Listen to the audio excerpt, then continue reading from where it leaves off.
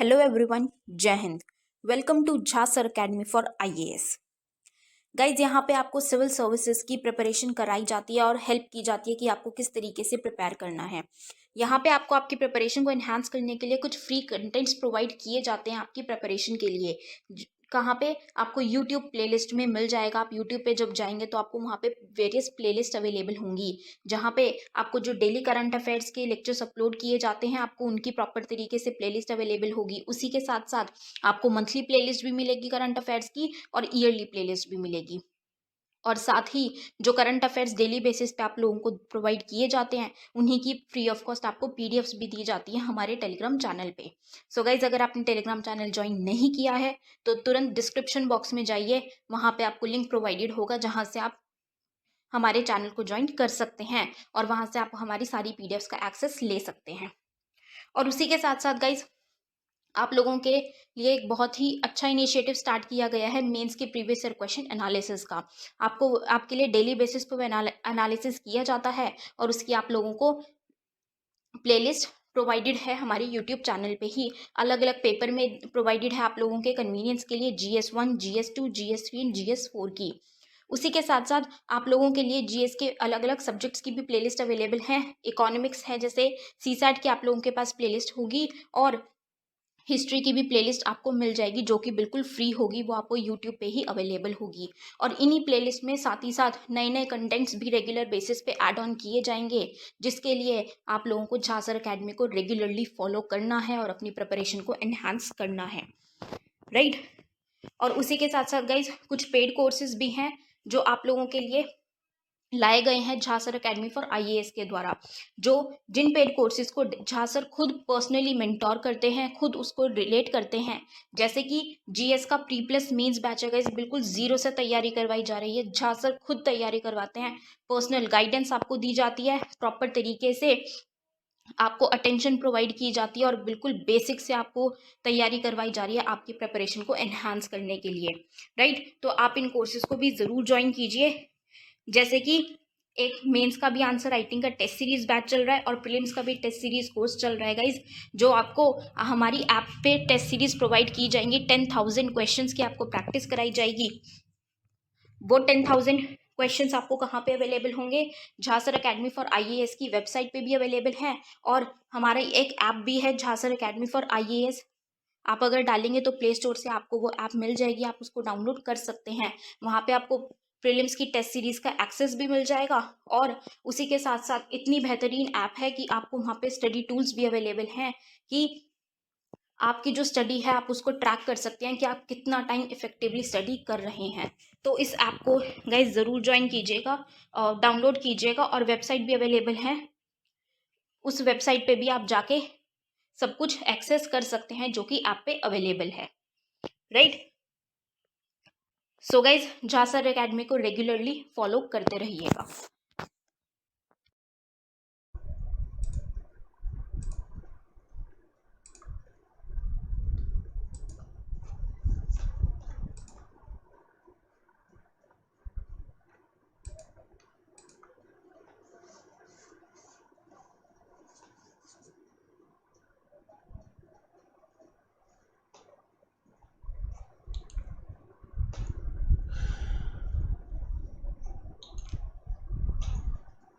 Good evening to all of you. Am I audible to all?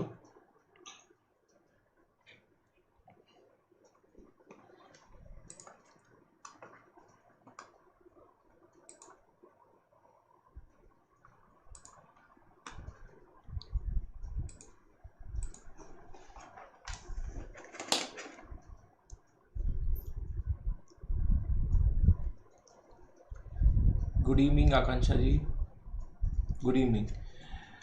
देख कल हम जो बात कर रहे थे, good evening good evening good evening.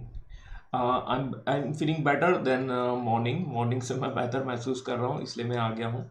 Hello sir, good evening. I am good, ठीक। मैं पहले से बेहतर महसूस कर रहा हूँ इसलिए मैं आ गया हूँ। मुझे थोड़ा जुकाम हो गया है और सुबह सुबह क्या है कि थोड़ा रेस्ट करने का का रहता है तो थोड़ा सा ज़्यादा ठीक रहता है। मैं बहुत अच्छा हूँ, आप सभी लोग भी बहुत अच्छे होंगे ऐसा मैं उम्मीद करता हूँ। और आज की सभा को हम शुरू करते हैं। और हम जब बात कर रहे थे वो औरंगज़ेब की नीतियों की बात कर रहे थे। औरंगज़ेब की हमने रिलीजियस पॉलिसीज़ को समझ लिया था और औरंगज़ेब की जो रिलीजियस पॉलिसीज़ थी वो क्या किस तरीके से इम्पैक्टेड कर रही थी, तो हम उसके बारे में चर्चा कर रहे थे। मैंने आपको बताया था कि रिलीजियस पॉलिसीज़ जो हैं वो ये बताती, देखिए पुराने पॉइंट्स क्लियर हैं कि नहीं है, मतलब इसमें यदि कुछ दोबारा आपको आना है तो कोई बता दीजिए, क्योंकि पिछली क्लास में थोड़ा सा डाउन, मैंने थोड़ा सा मेरी तरफ से भी एनर्जी नहीं थी, मैं आपको फ्रेंकली बोलूं तो आई एम एक्सपेक्टिंग दिस कि भाई कि उसमें कोई दिक्कत ना हो। तो यदि कुछ क्लियर डाउट हो तो आप पूछ लीजिए। इसका पीडीएफ बाकायदा मतलब मैंने नहीं भेजा है, अभी फ़िलहाल नहीं भेज पाया हूँ, ठीक है, यही इसी वजह से, तो मैं इसको जल्दी भेज दूंगा। और देखिए समस्या ये है कि औरंगज़ेब जो है वो ये क्या करने वाला है। औरंगज़ेब अपनी रिलीजियस पॉलिसीज़ के, मैं एक थोड़ा समराइज वे में बता देता हूँ ताकि हम सिंक हो जाएं। देखिए मैंने आपको ये बताया था, देखिए कंपैरिजन वे में देख लेते हैं। मैंने आपको ये बताया था कि अशोक जो काम कर रहा है एंशंट में या मौर्य काल में, सेम औरंगजेब जो है वो मुगल काल में कर रहा है। अब देखो कैसे समझने की कोशिश करते हैं। औरंगजेब जो है एक कट्टर सुन्नी मुस्लिम है, ठीक है। अशोक को भी आप मान लीजिए कि भाई ये क्या है, बौद्ध धर्म को, रिलीजन्स को मानने वाला है, ठीक है, और ये भी कट्टर है ऐसा मान लीजिए, ठीक है। कट्टर इसलिए मैंने कहा क्योंकि इन्होंने अपने रिलीजन्स के पॉइंट ऑफ व्यू से मतलब बौद्ध धर्म को बहुत ज्यादा एक्सप्लोर करने की कोशिश की, तो ये अपने धर्म के पॉइंट ऑफ व्यू से कट्टर है, ठीक है। इन्होंने एक पॉलिसी निकाली थी, वो है धम्म नीति, ठीक है। इन्होंने एक पॉलिसी निकाली, वो है दारुल हर्ब से दारुल शफा की ओर। अब देखिए दोनों की पॉलिसीज में मैं कंपैरिजन कर रहा हूं। यदि आप अशोक समझ जाएं तो आप जो है मुगल बादशाह औरंगजेब को समझ जाएंगे, और औरंगजेब को समझ जाएंगे तो आप इधर धम्म नीति को समझ जाएंगे। दारुल हर्ब से हमें दारुल इस्लाम लेके आना, शफा गलत हो गया, दैट मीन्स, ठीक है, शफा तो डॉक्टर हॉस्पिटल होता है, ठीक है। तो हमें दारुल हर्ब से दारुल इस्लाम बनाना है, ये औरंगजेब का पॉलिसी हो गया। अब धम्म नीति का पालन करने के लिए ये दोनों के दोनों एक ऑफिसर्स की अपॉइंटमेंट करते हैं। यहां पर उसे कहा जाएगा धम्म महामात्य। Dhamma Mahamat is a kind of the officer who is going to observe this kind of the policy. ये वो ऑफिसर अधिकारी है जो धम्म नीति का पालन करने वाले लोगों को ऑब्जर्व करेगा। सिमिलरली यहां पर भी एक अधिकारी होगा जिसका नाम होगा मुहत्सिब, ठीक है। Muhtasib was a kind of the officer. Similarly the work is that means, ठीक है, दोनों का काम सेम होगा। अब यहां पर धम्म नीति को आपको ऑब्जर्व करना है, यहां पर आपको दारुल हर्ब से दारुल इस्लाम की नीति का पालन करना है, इसलिए ये मुहस्सिब नाम का अपॉइंटमेंट किया जा रहा है। और मुहस्सिब का काम क्या होगा? मुहस्सिब का काम है इस्लाम से संबंधित चीजों पर निगरानी रखना, समझना, ठीक है। जैसे मैंने आपको बताया कि औरंगजेब जो है वो कट्टर मुस्लिम है, इसीलिए वो कॉइन्स में खुदा का नाम नहीं खुदवाता। समझ में आया कि नहीं? तो अशोक के बारे में कहा जाए तो अशोक वही काम कर रहा है जो औरंगजेब जो है मुगल टाइम पीरियड में कर रहा है। तो दोनों को काम में थोड़ी सी सिमिलरिटीज है, ठीक है। बस यहां पर यही है कि औरंगजेब थोड़ा सा कट्टरता के साथ कर रहे हैं। हालांकि ये कट्टरता हमें बुक्स में देखने को मिलती है, जब आप रिसर्च करते हैं तो ये थोड़ा सी चीजें देखने को नहीं मिलती, ऐसा हम समझ सकते हैं। गॉट इट माय पॉइंट्स, ठीक है। And this Ashoka is the dhamma mahamatya की अपॉइंटमेंट कर रहे हैं, ये हमने बाकायदा उनके अभिलेखों में भी देखा है।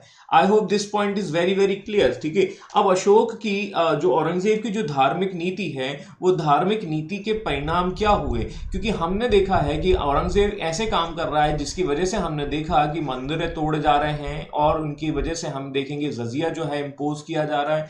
इस वजह से हम देखते हैं the religious policies of Aurangzeb prove the disastrous it's increase the distance between the Hindu and Muslims. हिंदू और मुसलमानों के बीच में जो डिस्टेंस है, जो घटनाक्रम है, वो बढ़ते हुए दिखाई दे रहे हैं। कहां पर? इस नीति के परिणाम के फलस्वरूप। उसने हमने देखा कि क्या हुआ कि उसकी वजह से, दैट मीन्स, देखिए राजपूत कम्युनिटी, जैसे मान के चलिए राजपूत कम्युनिटीज का हमने सपोर्ट लिया था, हमने अपने एम्पायर को एक्सपेंशन करने में, और हमें देखने को मिलेगा अकबर के टाइम पर मैं बखूबी अकबर ने इस चीज का उपयोग किया। एंड द अब जब हम देखते हैं कि जब हम देखेंगे कि यहाँ पर जो है राजपूत कम्युनिटीज जो है वो कहीं ना कहीं आप देखेंगे कि ये जो है इनकी जो पॉलिसीज आ रही है और वो रिलीजियस टॉलरेंस पर या रिलीजन्स पर इतनी ज़्यादा कठोर है, इसकी वजह से राजपूत कम्युनिटीज जो हैं they are going to detach, वो कहीं ना कहीं डिटैच होंगे। ठीक है, तो कहीं ना कहीं क्या होगा, वो साम्राज्य के लिए इतने अच्छे नहीं होंगे, आपके एम्पायर के लिए इतने ज़्यादा सही नहीं होंगे, जिसकी वजह से ये लोग जो है अपना साथ छोड़कर जाते हैं। लेकिन अपार्ट फ्रॉम दिस, ठीक है, यहाँ पर हम देखेंगे और यहां पर हम देखते हैं कि इस राजपूत कम्युनिटीज के लिए लैनपुर यही कहते हैं, वह जाति जो औरंगजेब के शासनकाल के आरंभ में जो उनकी दाहिनी, दैट मींस जो राइट हैंड था, ठीक है, जो राइट हैंड था वो बाद में जाकर वो बादशाह के जो काम है इसकी वजह से वो क्या होते हैं, ठीक है, वो कहीं ना कहीं उसकी शत्रु बन जाती, एनिमी बन जाती। तो this is the kind of the, that means, ठीक है, this kind of the contribution of the Rajput families that is related to the Mughal dynasties. Mughal dynasties में राजपूत कम्युनिटीज का काफी रोल रहा है और इसको हमने देखा है। धार्मिक नीति में हम कहते हैं कि वो जो है वो उसका शत्रु बन जाती, तो यही बात जो है लैनपुल साहब भी कहते हैं। हालांकि हिंदू अधिकारियों की सबसे बड़ी संख्या जो है वो इसी समय देखने को मिलती है, क्योंकि इस समय आपके सूबों की संख्या भी ज्यादा होती है। अब आप देख लीजिए, आपने पहले क्या सूबे जीते थे, आपने पहले जो देखा था, हमने देखा था कि अहमदनगर है, बीजापुर है, गोलकुंडा है, ये भी हमने जीत लिए हैं। तो ऑफकोर्स सूबों की संख्या आपके समय में ज्यादा हो चुकी है, तो आपको अधिकारियों की संख्या भी ज्यादा रहनी होगी। ठीक है, तो इस तरीके से हम देखते हैं कि ये जो है संख्या भी बहुत ज्यादा पूछी जाती है इनके टाइम पर, और इस तरीके से सीक्वेंसेस देखने को मिलेंगी। औरंगजेब क्या करता है, औरंगजेब कुछ और घटनाओं में इन्वॉल्व होता है, तो औरंगजेब के समय की कुछ घटनाओं को हम थोड़ा सा देख लेते हैं। अब देखिए, औरंगजेब की में हमने देखा रिलीजियस पॉलिसीज देख ली, इसके समय की कुछ खास घटनाओं में हम देखते हैं, he is going to kill the Tegh Bahadur. Tegh Bahadur कौन भाई? Tegh Bahadur was one of the guru of the Sikh communities. ठीक है, सिख कम्युनिटीज के गुरुओं के बारे में हमने ऑलरेडी थोड़ी सी चर्चा कर चुके हैं जब हमने रिलीजियस मूवमेंट देखा था मिडाइवल एज में, और हम यहाँ पर देखते हैं कि मुगलों और सिखों के बीच में राइवरीज तो आपको देखने को मिल ही रही है। सिख एक रिलीजियस आपका सेक्ट था, एक धार्मिक संप्रदाय था, बट क्या होता है कि मुगलों के साथ हम देखेंगे कि कुछ राइवरी के फलस्वरूप जो है वो एक मिलिट्री ऑर्गेनाइजेशन में कन्वर्ट हो जाता है, और 1675 तक आते आते तक गुरु तेग बहादुर जो है वो आपके नाइन्थ गुरु होते हैं, और ये मार देते हैं। तो ये इस तरीके से घटना चलती है, और फिर आखिरी में आते हैं गुरु गोविंद सिंह। तो ये गुरु गोविंद सिंह का, और पीछे हमने ऑलरेडी देख लिया था, है ना, औरंगजेब का बेटा जो है वो भी आपका थोड़ा सा इस तरीके से कनेक्ट करके समझ सकते हैं। देखिए क्या होता है, औरंगजेब का एक बेटा होता है जिसका नाम होता है, ये 1682 के आसपास की समय की बात होती है, 1682, दैट मीन्स 1682-85 के आसपास आप मान लीजिए मोटे तौर पर। अब यहां से भी क्या होता है कि एक घटनाक्रम जुड़ा होता है, वो घटनाक्रम ये जुड़ा होता है कि यहीं से मराठाओं से भी एक कहानी, एक स्टोरी जुड़ी हुई है। तो वो मैं थोड़ा एक्सप्लेन कर देता हूं। ठीक है, देखिए इसको एक्सप्लेन इस तरीके से करते हैं हम। ठीक है, होता यह है कि 1682 में औरंगजेब का एक बेटा होता है, औरंगजेब का बेटे का नाम होता है अकबर। ठीक है, ये अकबर वो अकबर नहीं है जिसको हम समझते हैं, ठीक है, ये नाकारा है, ये कुछ काम के नहीं है। ठीक है, and Akbar was demanding some kind of the he was demand, मतलब डिमांड रखते हैं कुछ, ठीक है, हमारी मांगे पूरी करो, ऐसा आप कैसा कह सकते हैं। ठीक है, नया सेल लगाया, पापा हमें नया मोबाइल चाहिए। ठीक है, औरंगजेब बोलता है, डिमांड रखता है, ठीक है, औरंगजेब बोलता है कि तुम्हारी मांगे कोई पूरी नहीं होंगी, नो। ठीक है, he say no to the Akbar. Akbar क्या होते हैं, नाराज हो जाते हैं, और अकबर नाराज हो जाएंगे, एंग्री हो जाएंगे, तो ये क्या करेंगे, ये संभाजी के पास चले जाएंगे। अब ये संभाजी कौन है? Sambhaji was nothing but that was the son of the Shivaji. ठीक है, शिवाजी के ये सन होते हैं, और शिवाजी के सन होते हैं संभाजी। तो ये इनकी शरण में चले जाते हैं, या कह सकते हैं इनकी सपोर्ट में चले जाते हैं। अब थोड़ा यदि आपको थोड़ा बहुत भी पता है तो आप देखेंगे कि शिवाजी और औरंगजेब के बीच में ऑलरेडी 36 का आंकड़ा चल रहा है। ठीक है, और जब 36 का आंकड़ा चल रहा है तो शिवाजी के बेटे संभाजी और औरंगजेब के बीच में भी 36 का आंकड़ा चलेगा। ठीक है, तो हम ऐसा कह सकते हैं कि there was a conflicts in between the Marathas and Mughals. ठीक है, और ये कहानी हम ऑलरेडी पढ़ेंगे, मतलब जब आएगा हमारा मराठा वाला सेक्शन। ठीक है, तो संभाजी से इनका जो है इनकी सपोर्ट कर देते हैं। अब औरंगजेब वही चीज है, ठीक है, बोला हम तुम्हें तो बाद में देखेंगे अकबर साहब, ठीक है, पहले हम एक काम करते हैं, ठीक है, सांबाजी को देख लेते हैं, और सांबाजी को पकड़ लिया जाता है, सांबाजी को पकड़ के उनका सांभर बना दिया जाता है, ठीक है। ऐसा कहा जाता है कि इन्हें 15 दिन जो है वो पकड़ा जाता है, 15 दिन तक इनको काफी यातनाएं दी जाती हैं, शरीर में भूसा भर दिया जाता है और उनको बोला जाता है कि इस्लाम कबूलो, ठीक है। इस तरीके से कहानियां देखने को मिलती हैं। सांभर बना दिया गया है और सांबाजी का एक बेटा होता है जिसका नाम होता है साहू, ठीक है। साहू को भी क्या कर दिया जाता है, कैद में कर दिया जाए। तो ये कैद में 1707 तक रहेंगे, जब तक कि औरंगजेब साहब खुद नहीं निपट जाते, ठीक है। तो ये थोड़ी सी कहानी याद रखिएगा, ये कहानी आगे हमें आगे की सीक्वेंस को समझने में आसान रहेगी। तो मेरी बात समझना, बस ये रखना। तो Akbar was the son of the Aurangzeb, he was demanding some kind of the things, ठीक है, वो डिमांड रखता है। तो डिमांड उनकी पूरी नहीं होती, तो वो क्या होता है, वो एंग्री होकर, नाराज होकर सांबाजी के पास पहुंच जाते हैं। सांबाजी तो बैठे हुए थे, ठीक है, बोला अकबर आ गया हमारे पास, ठीक है, औरंगजेब का बेटा आ गया, कोई दिक्कत नहीं है। सांबाजी का सांभर बना दिया जाता है। सांभर किसके द्वारा बनाया दिया जाता है, औरंगजेब के द्वारा, और उनके बेटे साहू को कैद कर लिया जाता है। साहू उनकी कैद में रहेंगे 1707। यहीं से एक अगला सीक्वेंस भी जुड़ा हुआ है, ये 1707 में ये साहू जी फ्री होंगे और ये जो है एक बैटल करेंगे, and this battle name is called the battle of Kheda, ठीक है। देखिए कहानियां बहुत जुड़ी हुई हैं, इसलिए मैं कह रहा हूं आपसे कि थोड़ा सा इस सीक्वेंस को याद रख सकते हैं, ठीक है, तो रखें। और इस सीक्वेंस के द्वारा हम देखेंगे battle of Kheda, and battle of Kheda is nothing but this is a kind of the civil war in between the Maratha and Maratha communities के बीच में सिविल वॉर देखा जाएगा, और ये सिविल वॉर जो है गृह युद्ध का कारण बन जाएगा। ये इस वजह से ये 1707 में छोड़ा जाता है। 1707 में क्यों ऐसा होता है, because Aurangzeb is going to die, Aurangzeb की डेथ हो जाएगी। औरंगजेब के बाद जो अगले बादशाह आएंगे, मुगल बादशाह, वो ये सीक्वेंस खेलते हैं, वो एक चाल खेलते हैं, और इस चाल के तहत वो क्या करते हैं, वो साहू जी को छोड़ देते हैं। तो जब वो छोड़ेंगे तब छोड़ेंगे, लेकिन आप फिलहाल जो है अपना याद रखिए कि देयर वाज ए कॉन्फ्लिक्ट, ठीक है, ये अकबर की वजह से वो दक्कन में ही चला जाता है और वो कभी वापस नहीं आ सका। इसीलिए कई हिस्टोरियन ये कहते हैं कि जो दक्कन का जो एरिया है वो औरंगजेब के लिए ही नहीं बल्कि मुगल साम्राज्य के लिए भी पतन का दौर रहा या पतन का कारण बना, ठीक है। तो दिस इज द रीजंस, ठीक है, behind the fall of the Mughal dynasties, and we can find out this one of the reasons, ठीक है। और क्या होता है औरंगजेब के टाइम पे, थोड़ा सा ये देखिए क्या होता है कि यदि हम बात करें अकबर के टाइम पे, आप देखेंगे अकबर के टाइम पे सारी चीज़ों में एक्सप्लोर होता है, आर्किटेक्चर में एक्सप्लोर हो रहा है, लिटरेचर में एक्सप्लोर हो रहा है, और भी कई घटनाओं में एक्सप्लोर हो रहा है, ठीक है। दैट मीन्स अकबर के बाद आए जहांगीर के बारे में हमने देखा। Jahangir was a kind of the person who was very kind of the very good painter, we can say that.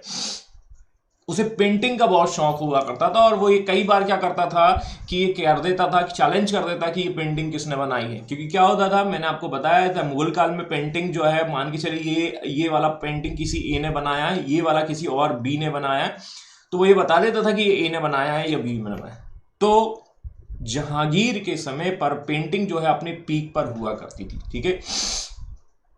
इसके बाद आया शाहजहां का टाइम तो आपको पता है related is a glorious era of the Taj Mahal, ठीक है। आर्किटेक्चर में काफ़ी ज़्यादा डेवलपमेंट देखने को मिलते हैं, और हमारे पास उसका एक नमूना भी है जिसका नाम है ताजमहल, ठीक है। औरंगजेब को किसी भी चीज़ में रुचि नहीं थी, तो औरंगजेब के टाइम पर ऐसी कुछ खास चीज़ें देखने को बिल्कुल नहीं मिलती, ठीक है। लेकिन जो कुछ भी है थोड़ा बहुत वो भी हम देख लेते हैं। तो थोड़ा सा ये याद रख लेना, he was not much interested in this kind of the activities, ठीक है। That's why we will not find out so many this kind of the words, but still, ठीक है, he was tried just like that means, ठीक है, just like his father, ठीक है, वो अपने फादर की तरह कोशिश करता है, लेकिन वो बना नहीं पाता। The tomb of his wife Rabia at Aurangabad, ठीक है, अपनी पत्नी राबिया के लिए वो बनाता है एक मकबरा, जो ये आपको दिखाई दे रहा है, एंड दिस मकबरा इज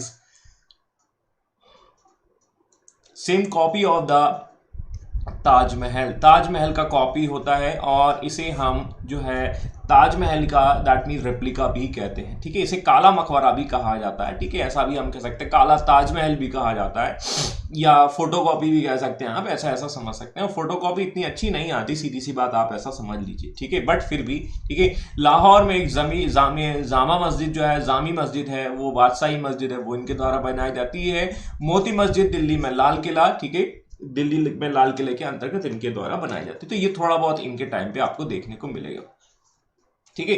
तो ये तो हो गए आपके औरंगजेब और औरंगजेब की पॉलिसीज। अब थोड़ा सा हम जो है बात करने वाले हैं औरंगजेब जो मुगल एडमिनिस्ट्रेशंस की। मुगल एडमिनिस्ट्रेशंस में क्या होता है वो अब हम थोड़ा बहुत देख लेते हैं, ठीक है। देखिए, तो मुगल एडमिनिस्ट्रेशंस की अब हम बात करने वाले हैं, ठीक है। और मुगल एडमिनिस्ट्रेशंस या मुगल प्रशासन में थोड़ा बहुत हमें ऑलरेडी पता हुआ है, ठीक है। यदि आप लोगों को प्रीवियस क्लासेस याद हैं तो मैंने इसको कंपैरिजन वे में बताया था। कंपैरिजन वे में कैसे बताया था कि यहाँ के जो लोग होंगे वो बादशाह की उपाधि लेंगे। यहाँ के जो बादशाह हैं वो अपने आप को शाहरुख खान कहेंगे, SR के, ठीक है। और प्रीवियसली यदि हम दिल्ली सल्तनत के सुल्तान कहेंगे तो वो कौन थे हमारे, ठीक है, वो हमारे सल्लू मियाँ थे या सलमान खान थे, ठीक है। तो ये थोड़ा सा वहां से कनेक्ट करके देखिए, तो उपाधि के टर्म्स में तो एक चीज आपको ये क्लियर आपको समझ में आ रही है। इसके अलावा हम देखेंगे कि we will find out that means king in the administration. King बीचों बीच में होगा और यहाँ पर उसके सपोर्ट के लिए क्या होंगे, ये दरबारी वगैरह होंगे। तो थोड़ा थोड़ा इसको देख लेते हैं। ये नवरत्न है, इनको हम ऐसे कह सकते हैं, ये नवरत्न है जो हम ऑलरेडी डिस्कस कर चुके हैं मुगल दरबार में, ठीक है। लेकिन अब मुगल एडमिनिस्ट्रेशन में क्या है तो वो थोड़ा थोड़ा देख लेते हैं। The kingship theory of the, अब देखो यहां पर क्या है,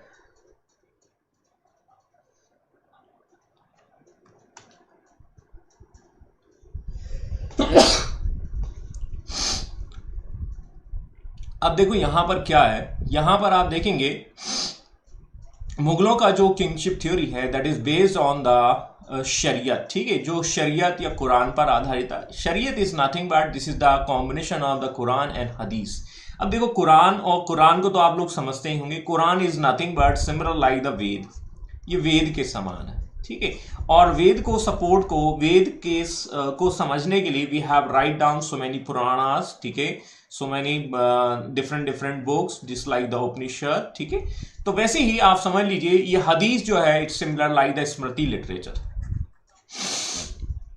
तो वैसे ही समझ लीजिए कुरान को समझने के लिए अलग अलग सपोर्टिंग एलिमेंट्स हैं, दीज आर द हदीस, ठीक है, ऐसा आप समझ लीजिए। उस पर आधारित होता था इनकी व्यवस्था, ठीक है। अब यहां पर एक खास बात यह है कि यहां के रूलर्स जो हैं they are not using some kind of the any titles that is given by the Khalifa. Delhi Sultanate से यदि हम कंपेयर करें मुगल बादशाह को, तो मुगल बादशाह जो है वो एक तरह से फ्री है, वो इंडिपेंडेंट है, वो कहीं ना कहीं सुवर्न दैट मीन्स स्टेट की तरह काम करेंगे। वो अपने आप को फ्री रखेंगे, किससे, खलीफा से। क्या हमें खलीफा से कोई रिकॉग्निशन लेटर लेना है? No, we are not accepting that is, ठीक है। हम जो है एक फ्री हैं, हमें किसी से परमिशन लेने की आवश्यकता नहीं है। बट दिल्ली सल्तनत के मैक्सिमम रूलर जो हैं वो खलीफा से परमिशन ले रहे हैं and they are using some kind of the title is called the sultan. नाम तो सुना ही होगा, ऑलराइट, समझ में आया कि नहीं आया, ठीक है। तो कहीं ना कहीं हम देखेंगे दिल्ली सल्तनत के जो सुल्तान थे वो फ्री नहीं थे, यदि हम मुगलों के पॉइंट ऑफ व्यू से देखें। तो ये पॉइंट जरूर याद रखिएगा, एक साथ आप चीजों को देख सकते हैं, कनेक्शन कर सकते हैं। यहां पर शासन के 3 भाग होते हैं, केंद्र है, सेंट्रल है, प्रांत है और स्थानीय, ठीक है। थोड़ा थोड़ा हम उसको समझने की कोशिश करते हैं। केंद्र वाले भाग में क्या होता है, केंद्र वाले भाग में यदि हम देखें तो केंद्र वाले एडमिनिस्ट्रेशन हम देखते हैं, the Mughal administration was a central system based on the military power, control and balance. नियंत्रण एवं संतुलन पर आधारित व्यवस्था थी, एक सेंट्रलाइज व्यवस्था थी, केंद्रीकृत पर आधारित थी। सेंट्रलाइज का मतलब आप समझते हैं, ठीक है। तो ये आपकी जो है आधारित थी। दूसरी बात ये है the Mughal administration was a mixture of Indian and non Indian elements, मतलब इसमें इंडियन तत्व भी शामिल थे, और नॉन इंडियन जो है वो भी आपको देखने को मिलेगा। इसका कारण क्या है जिसका हम देखेंगे, having the Arabic Persians method in Indian background.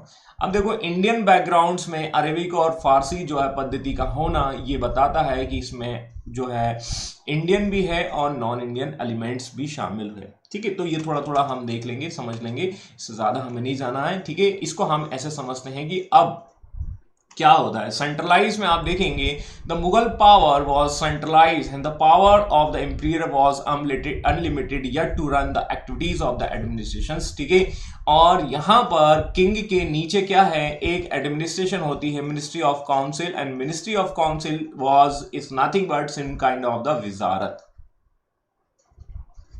तो विजारत के लीजिए, विजारत क्या है, मंत्री परिषद होती थी और मंत्री परिषद में कई मंत्री हुआ करते थे जो ये बताते थे कि हमें राजा को किस तरीके से कैंडल करना है या राजा को किस तरीके से चलाना है। ठीक है, सेम कैबिनेट। ठीक है, जैसे देखो मैं आपको बिल्कुल बार बार बोल रहा हूं, ठीक है, यदि आपको याद हो अष्टप्रधान, मतलब अष्टप्रधान हालांकि हमने पढ़ा नहीं है अभी, Ashtapradhan is nothing but that is in the Maratha. ठीक है, ठीक है, यदि आपको याद है Ratnin, Ratnin is nothing but similar like in the Vedic age. ठीक है, लेटर वैदिक एज में हमने देखा। ठीक है ना। इसके अलावा अब आप देख लीजिए, हमने तुर्काने चहलगानी को भी इस कैटेगरी में हम रख सकते हैं। ठीक है, बट तुर्काने चहलगानी डिफरेंट थिंग्स हो जाएगी। कैबिनेट आज के टर्म्स में समझ सकते हैं, विजारत जो है वो आज के इसमें समझकर हम आसानी से बढ़ सकते हैं। वेरी गुड, ठीक है, यू आर राइट। ठीक है, इस विजारत में कुछ खास खास पद होते हैं। ठीक है, पहले हम उनके बारे में चर्चा कर लेते हैं। ठीक है, तो देखो उसमें एक होता है वकील।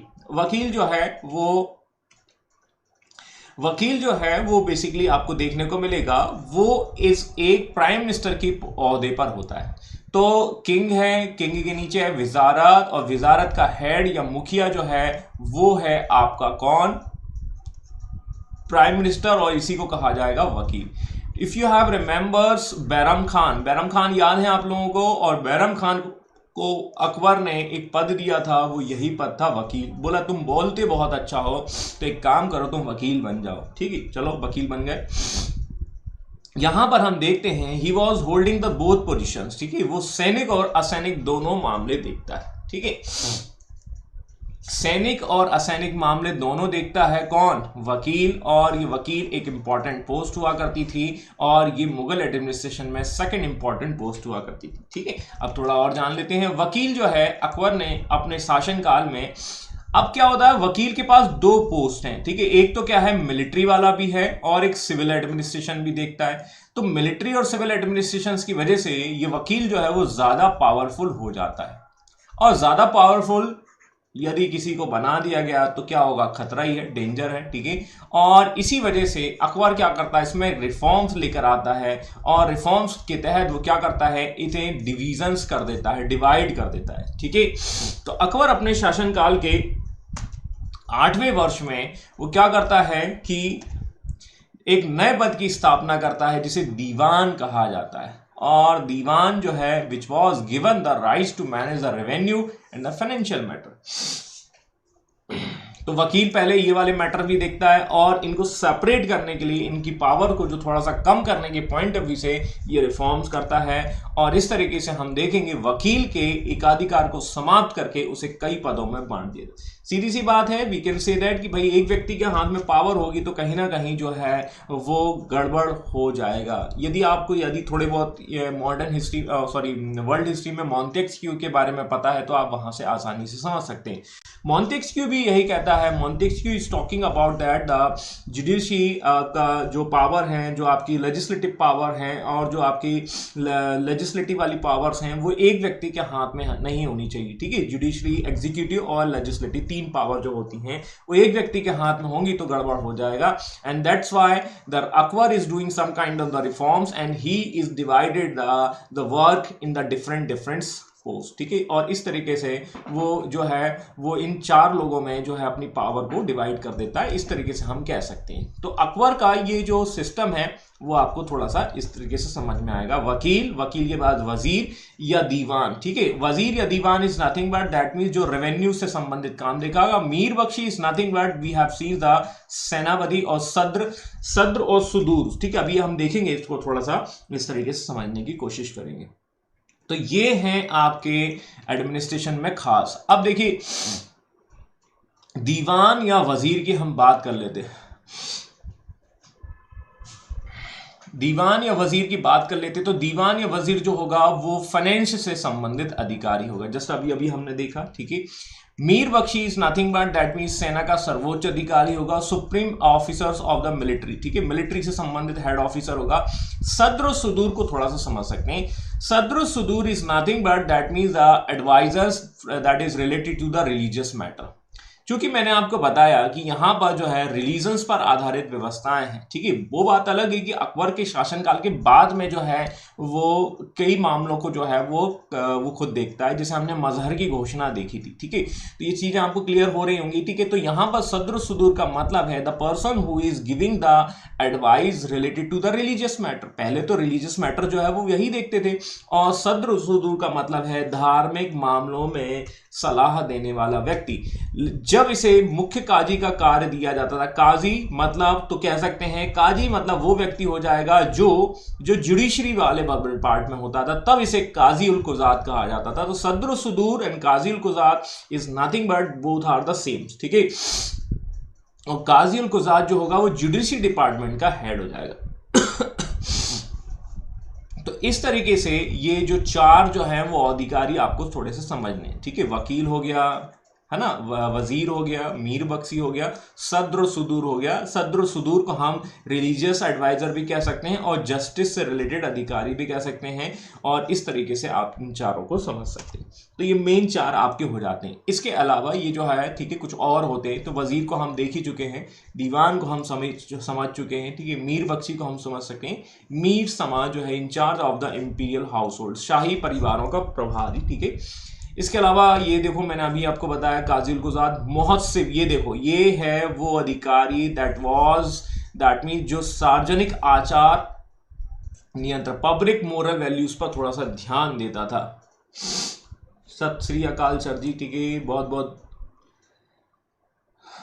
सत श्री अकाल जॉन साहब, ठीक है।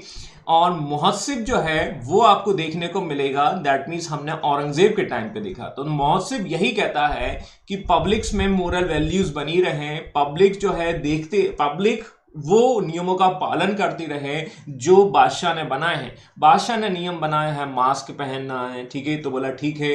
तो ये वाली जो वैल्यूज हैं या उन चीजों का नियंत्रण देखने वाला ये अधिकारी। अभी देखिए, मान के चलिए कोविड चल रहा है और कोविड की वजह से आपको कोई एक अधिकारी बना दिया जाए, मान के चलिए, और कोविड मेजरमेंट्स को देखने के लिए एक अधिकारी अपॉइंट करे, same kind of the things, ठीक है। और अशोक के टाइम पे वो क्या था, अशोक के टाइम पे वो धम्म महामात्य था।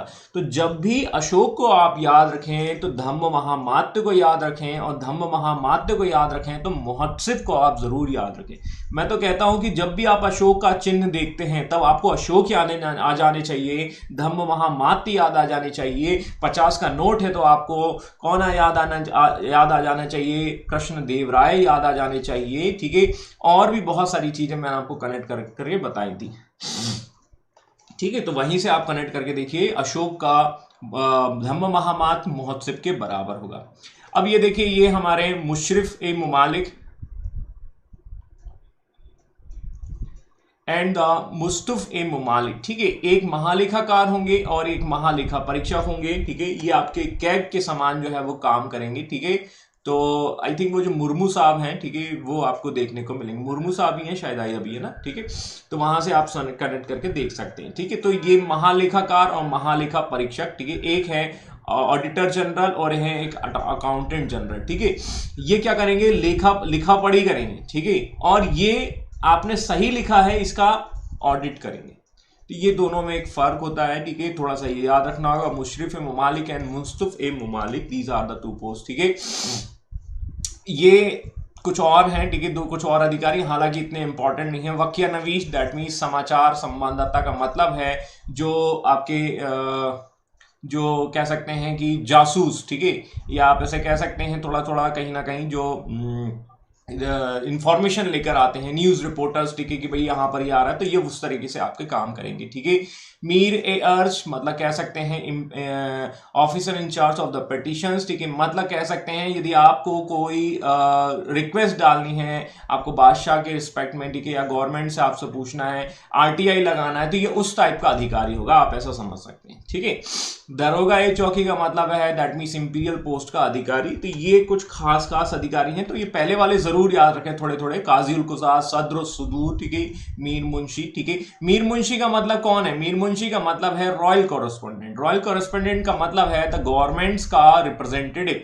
गवर्नमेंट क्या कर रही है कोविड को लेकर, जब बादशाह से पूछा गया तो बादशाह ने क्या बोला कि बादशाह का एक अधिकारी आएगा और मीर मुंशी बनकर वो बोलेगा कि भैया हम ये कर रहे हैं, ठीक है। जैसे अभी अभी आपने देखा होगा मनमोहन सिंह ने एक एडवाइस भेजी है एक लेटर के माध्यम से, तो उनका एक मीर मुंशी है वो आपका क्या कर दिया, दैट मीन्स उसने उस चिट्ठी का जवाब दे दिया, जो है हमारे स्वास्थ्य मंत्री हमारे शायद है वो एक आपके डॉक्टर हर्षवर्धन, तो उन्होंने उस चिट्ठी का जवाब दिया कि आपने ऐसा किया वैसा किया। तो ये आप वहां से कनेक्ट करके समझ सकते हैं मीर मुंशी कौन हो सकते हैं, ठीक है।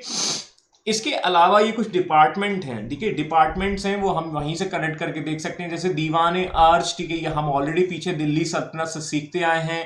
यदि आपको याद है तो बलबन के टाइम पे हमने ये देखा था डिपार्टमेंट्स, ठीक है, सैन्य विभाग। दीवान रसालत, रिसालत मतलब जो है वो विदेशी मामलों का डिपार्टमेंट होगा, जयशंकर साहब का, ठीक है।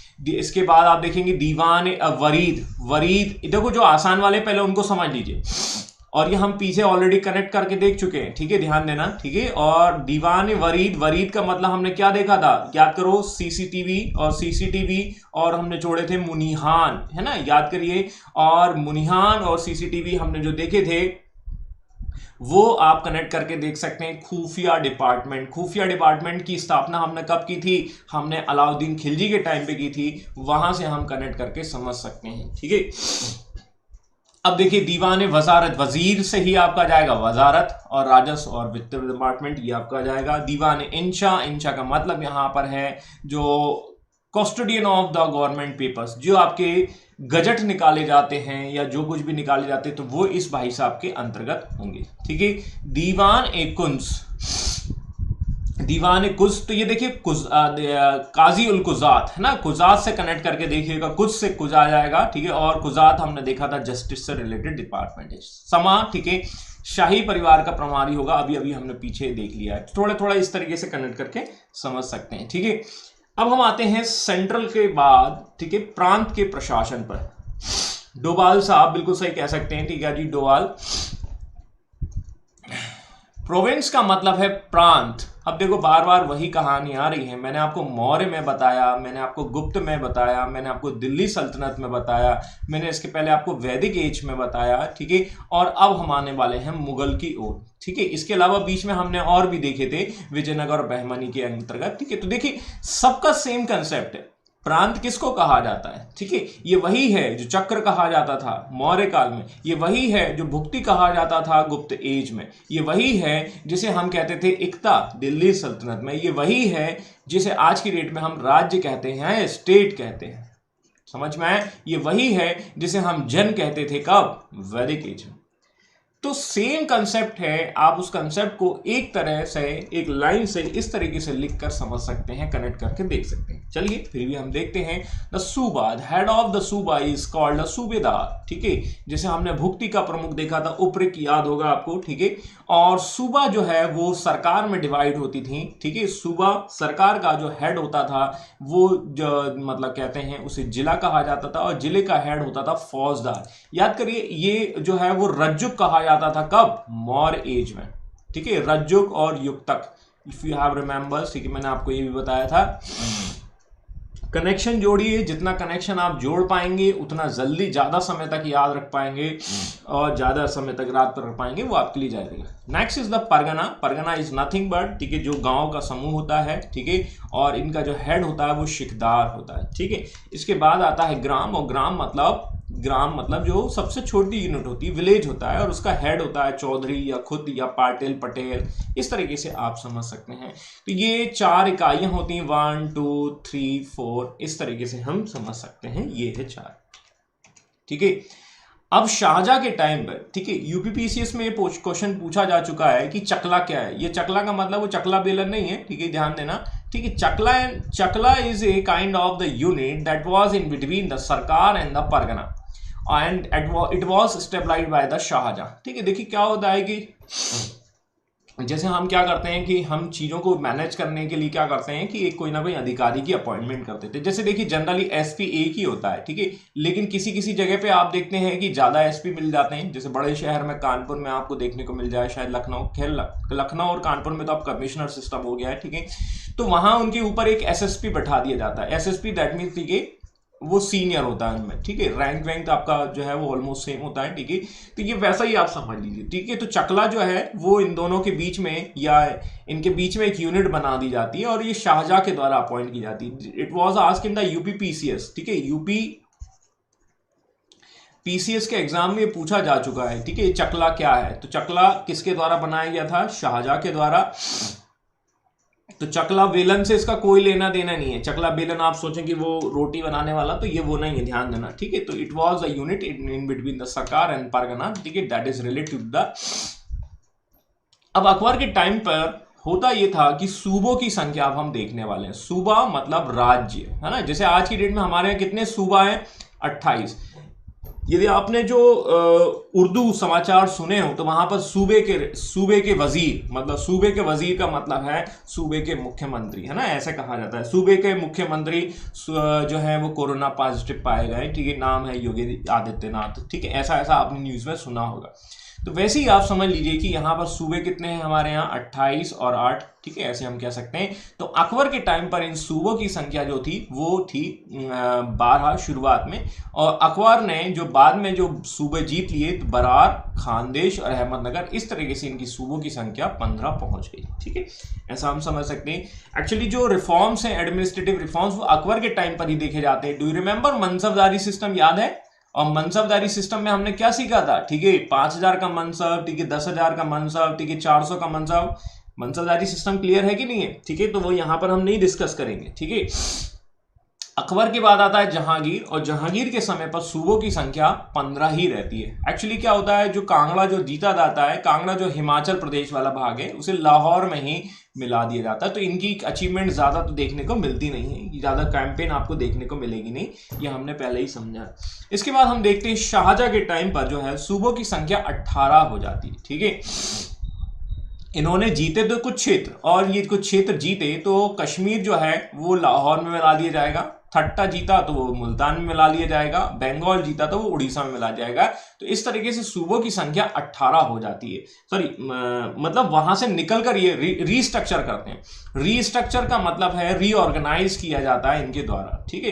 क्या होता है कि मतलब जैसे हमारे यहाँ जैसे अच्छा एमपी से निकला कौन? छत्तीसगढ़, ठीक है, यूके निकला, दैट मीन्स उत्तराखंड निकला यूपी से, ऐसा ही इन्होंने बनाया। और इस तरीके से सूबों की संख्या ये थोड़ी सी ज्यादा देखने को मिलती है। लाहौर से निकलकर कश्मीर, मुल्तान से थट्टा, बंगाल से उड़ीसा, ठीक है।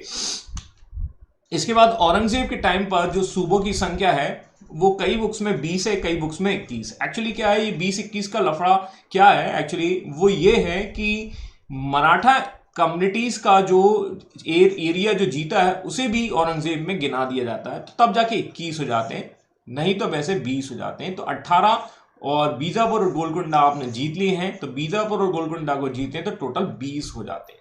तो इस तरीके से 20 हो जाते हैं, और यदि मराठा को भी आप शामिल कर लेते हैं तो 21 आपको सूबा दिखाई देते हैं।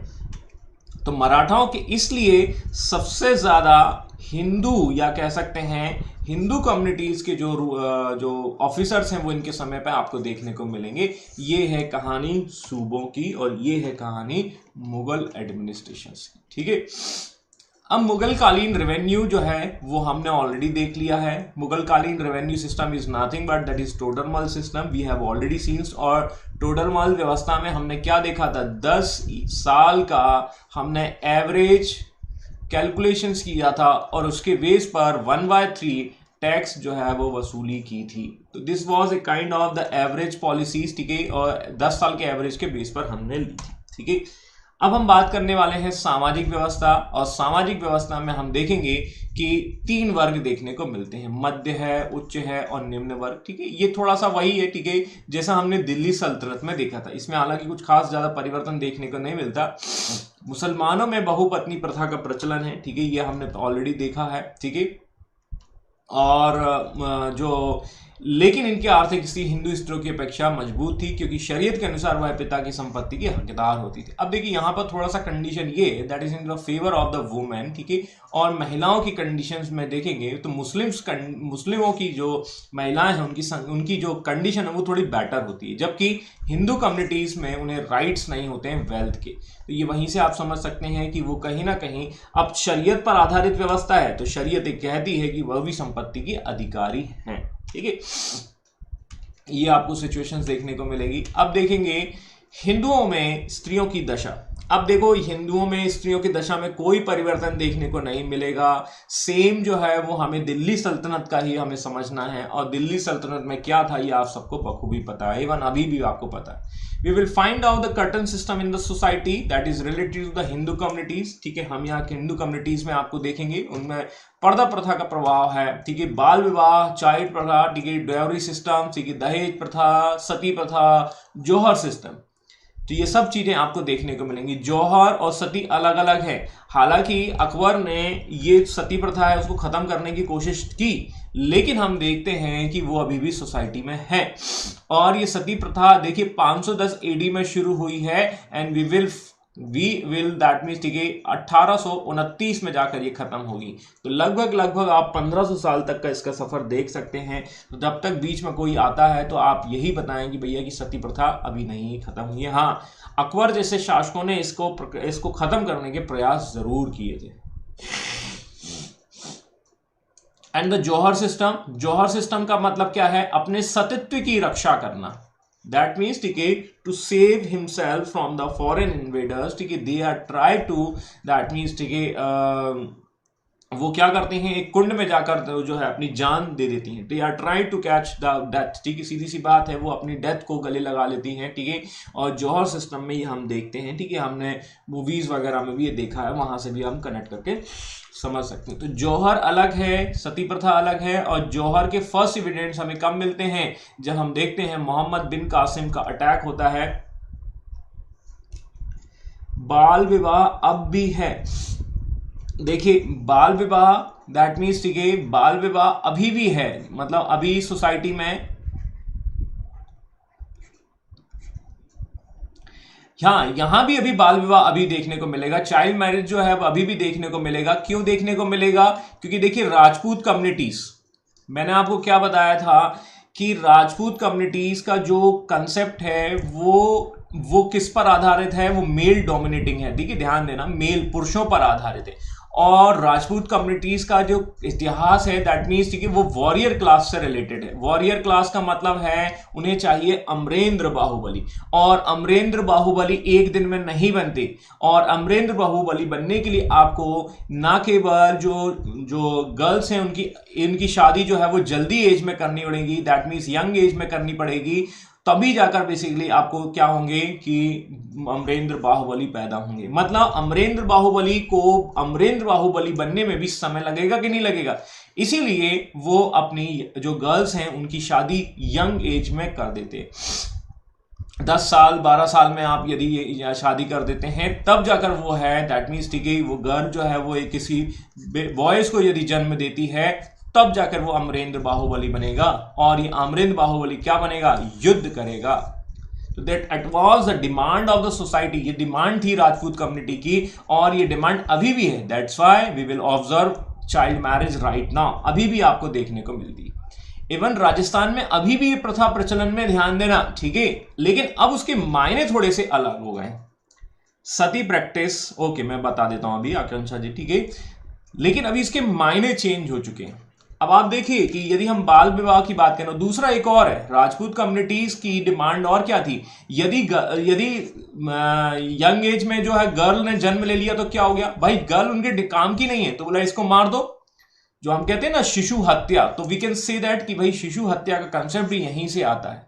तो मैं मतलब हिस्ट्री में बहुत सी चीज़ों के कई के कारण छुपे हुए हैं और वहाँ से आप कनेक्ट करके देख सकते हैं। The child marriage is that means कि is coming in our society because of the demand of the society, and society is demanding the Amarendra Baahubali, and Amarendra Baahubali के लिए आपको क्या करना होगा, यंग एज में गर्ल की शादी करनी होगी, तब जाकर वो बच्चे को जन्म देगी। वो आपको इसमें देवदासी देखिए, हमने देवदासी कहाँ देखा था, गुप्त काल में देखा था, और मैं अभी सती प्रथा को एक्सप्लेन करने वाला हूं, डोंट वरी, ठीक है। देवदासी कंसेप्ट जो है वो गुप्त एज में देखने को मिलेगा, ठीक है। वो उसकी शुरुआत आपको वहां से कनेक्ट करके देख सकते हैं, ठीक है। एक्चुअली देखिए, गुप्तास के टाइम पे टेम्पल का डेवलपमेंट बहुत तेजी से देखने को मिलता है, ठीक है, यह हमने देखा था। और टेम्पल में हम एक ट्रेडिशन देखते हैं कि गॉड की सेवा के लिए हमें चाहिए क्या, दासियां, और उन्हें कहा जाता है देवदासी। देव मतलब भगवान और देवदासी, ठीक है। और ये देवदासी का कंसेप्ट वहां से चला आता है, ठीक है, शुरुआत में। हाँ, ठीक है, बिल्कुल फीमेल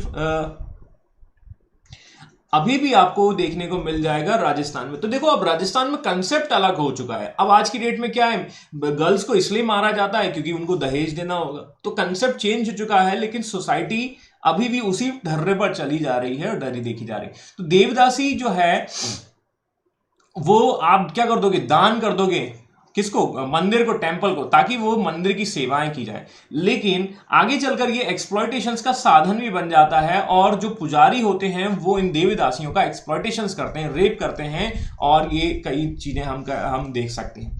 तो ये कंसेप्ट आज भी आपको देखने को मिलेगा साउथ कल्चर में, ठीक है। ये जनरली नॉर्थ इंडिया में नहीं देखने को मिलता है, you will find out in the south southern India, ठीक है। सदर्न जो इंडियन कॉन्टिनेंट है हम उसमें देखते हैं, ठीक है। तो ये वहां से कनेक्ट करके देख सकते हैं। तो इसीलिए यहां लिखा नहीं है, लेकिन मोटे तौर पर आप समझ सकते हैं। बट मंदिरों में ये प्रचलन जो है वो साउथ वाले में ज्यादा देखने को मिलता है। इवन इस पर एक सीरियल में भी मैंने अभी देखा था रिसेंटली, 1990 के आसपास जो है वो चीजें भी आपको देखने को मिलती। और एक चीज आपको यहां बता देता हूं, यदि आपको थोड़ा बहुत याद है, SC/ST एक्ट 1989, इसमें अभी रिसेंट में एक अमेंडमेंट हुआ था, दैट वाज अराउंड द 2016, है ना, 2016 या 18 के आसपास हुआ था। उसमें ये प्रोविजन डाला गया था कि देवदासी जो है वो भी एक्सप्लॉयटेशंस के अंतर्गत कहा जाएगा। इसमें अमेंडमेंट के दौरान ये शब्द उपयोग किया गया था। इसका मतलब कि देवदासी सिस्टम था या है या कहीं ना कहीं चल रहा है, इस वजह से ये देवदासी व्यवस्था आपको देखने को मिलती है, ठीक है, करेक्ट है। तो दास प्रथा प्रचलन में थी, लेकिन इस काल में किसी भी दास की उन्नति का कोई उदाहरण नहीं मिलता, क्योंकि हमने ऐबक को बादशाह बनते या सुल्तान बनते हुए देखा है। क्या ऐसा कोई उदाहरण है, ठीक है। तो दास प्रथा है, लेकिन वो दास जो है वो कभी सुल्तान नहीं बन पाया, उसका कह सकते हैं उसका कोई ग्रोथ नहीं हुआ है, ये हम देखते हैं, ठीक है। मैं आगे के क्वेश्चन, सर एक क्वेश्चन है, क्या ये जरूरी है कि एक देवदासी के लिए फीमेल हो, वो मेल को भी देवदास? नहीं, एक्चुअली देखिए, देवदासी फीमेल को ही बनाया जाता है, ऐसा तो कहीं मेल का तो कहीं मिलता नहीं है, वो प्रीस्ट होते हैं, ठीक है। मैं अभी आता हूं, सती प्रथा अभी मेरे पास ध्यान में है, ठीक है। एक्सप्लेन सती प्रैक्टिस, आकांक्षा जी का क्वेश्चन है मेरे पास अभी, तो पहले मैं आपके आंसर दे देता हूं। एक्चुअली प्रीस्ट हैं, जो पुजारी हैं, वो ऑलरेडी इस जगह पर वो काम कर रहे हैं, और पुजारी वो है टेम्पल को कहीं ना कहीं एक तरह से प्रिजर्व करने की कोशिश कर रहे हैं, या वो अपनी सेवाएं दे रहे हैं। और ये किसकी सेवा कर रहे हैं, गॉड की।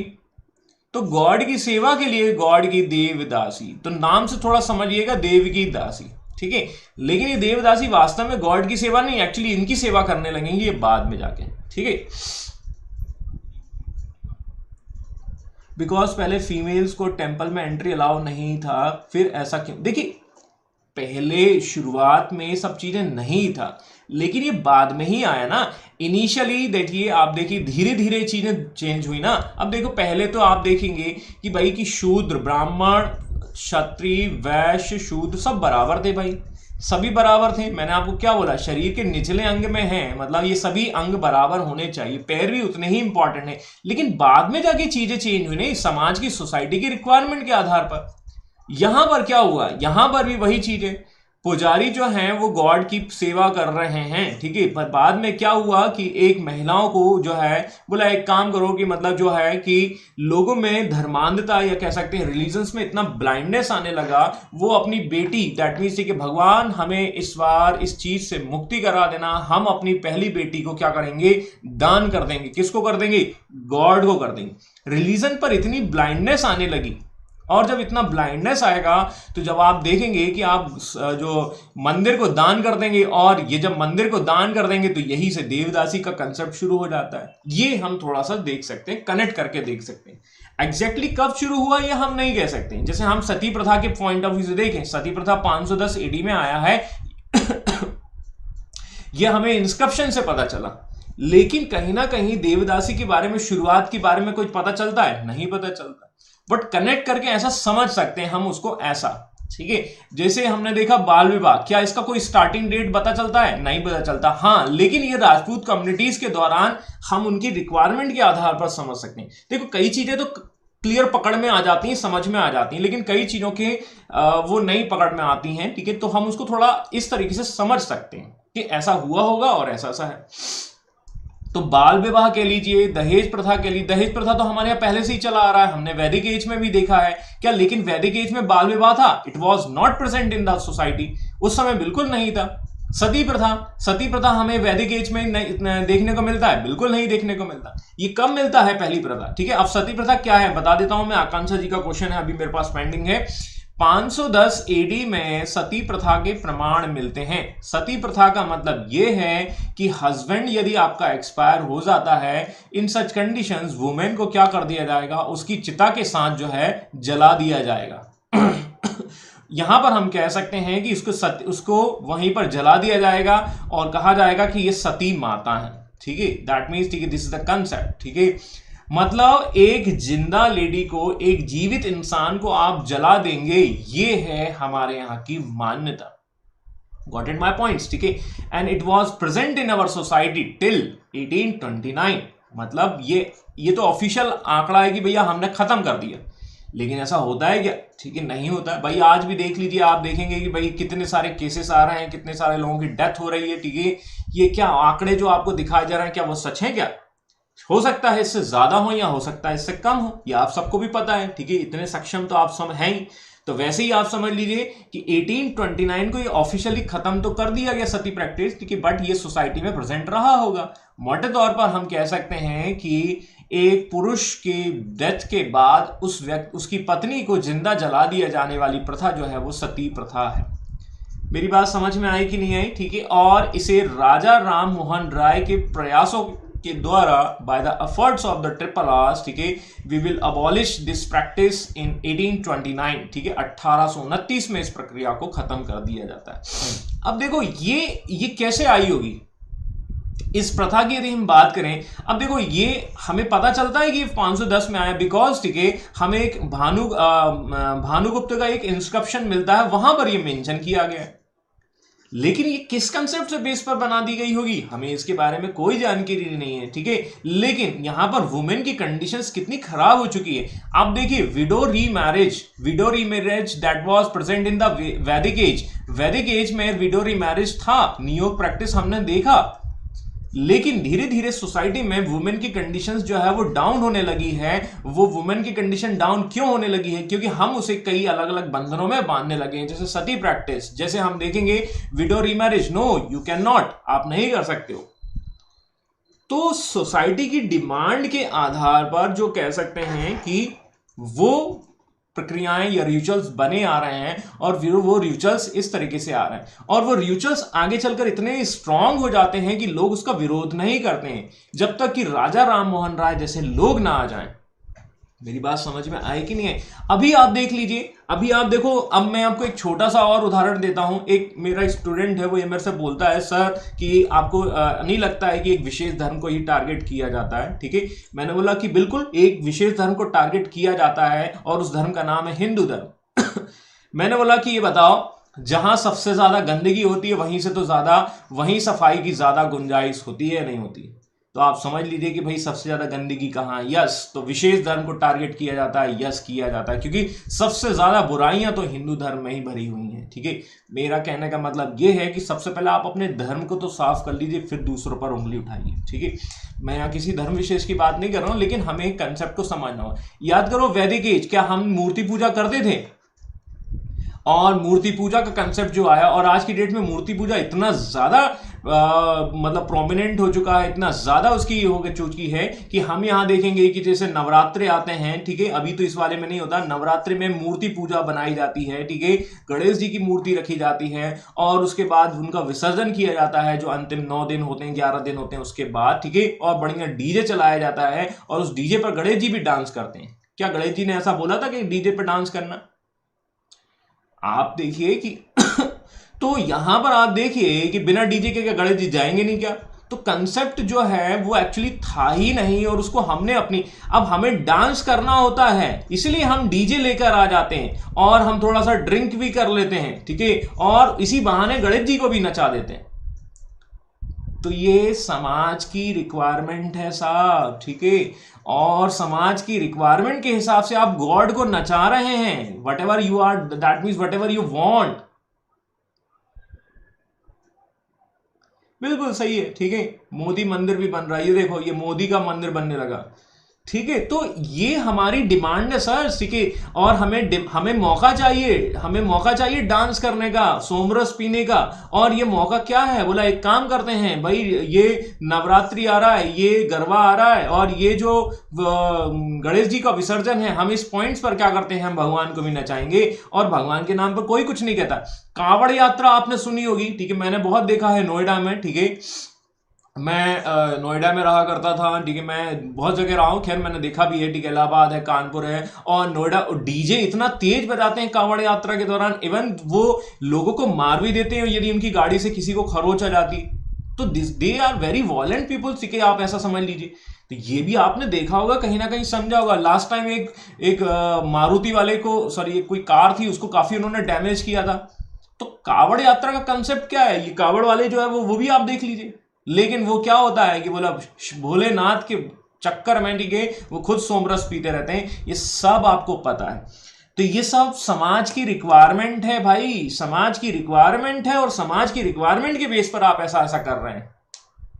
ठीक है, तो आपका बेसिक जो है स्पिरिचुअलिज्म या आध्यात्मिकतावाद वो कहां चला गया, या भगवान जो है जिसको आप मानते हैं वो कहां चला गया? आपने उस कंसेप्ट को तो भुला ही दिया है। आप उस कंसेप्ट के बाहर ही जाकर काम कर रहे हो। और मुझे तो नहीं लगता कि ऐसे किसी धर्म में लिखा हो कि आप सोमरस पीजिए, ठीक है, 9th मंडल का, और फिर जाकर आप डांस करिए और तब जाके आपको क्या मिलेगा, मोक्ष मिलेगा। ऐसा किसी ने नहीं कहा।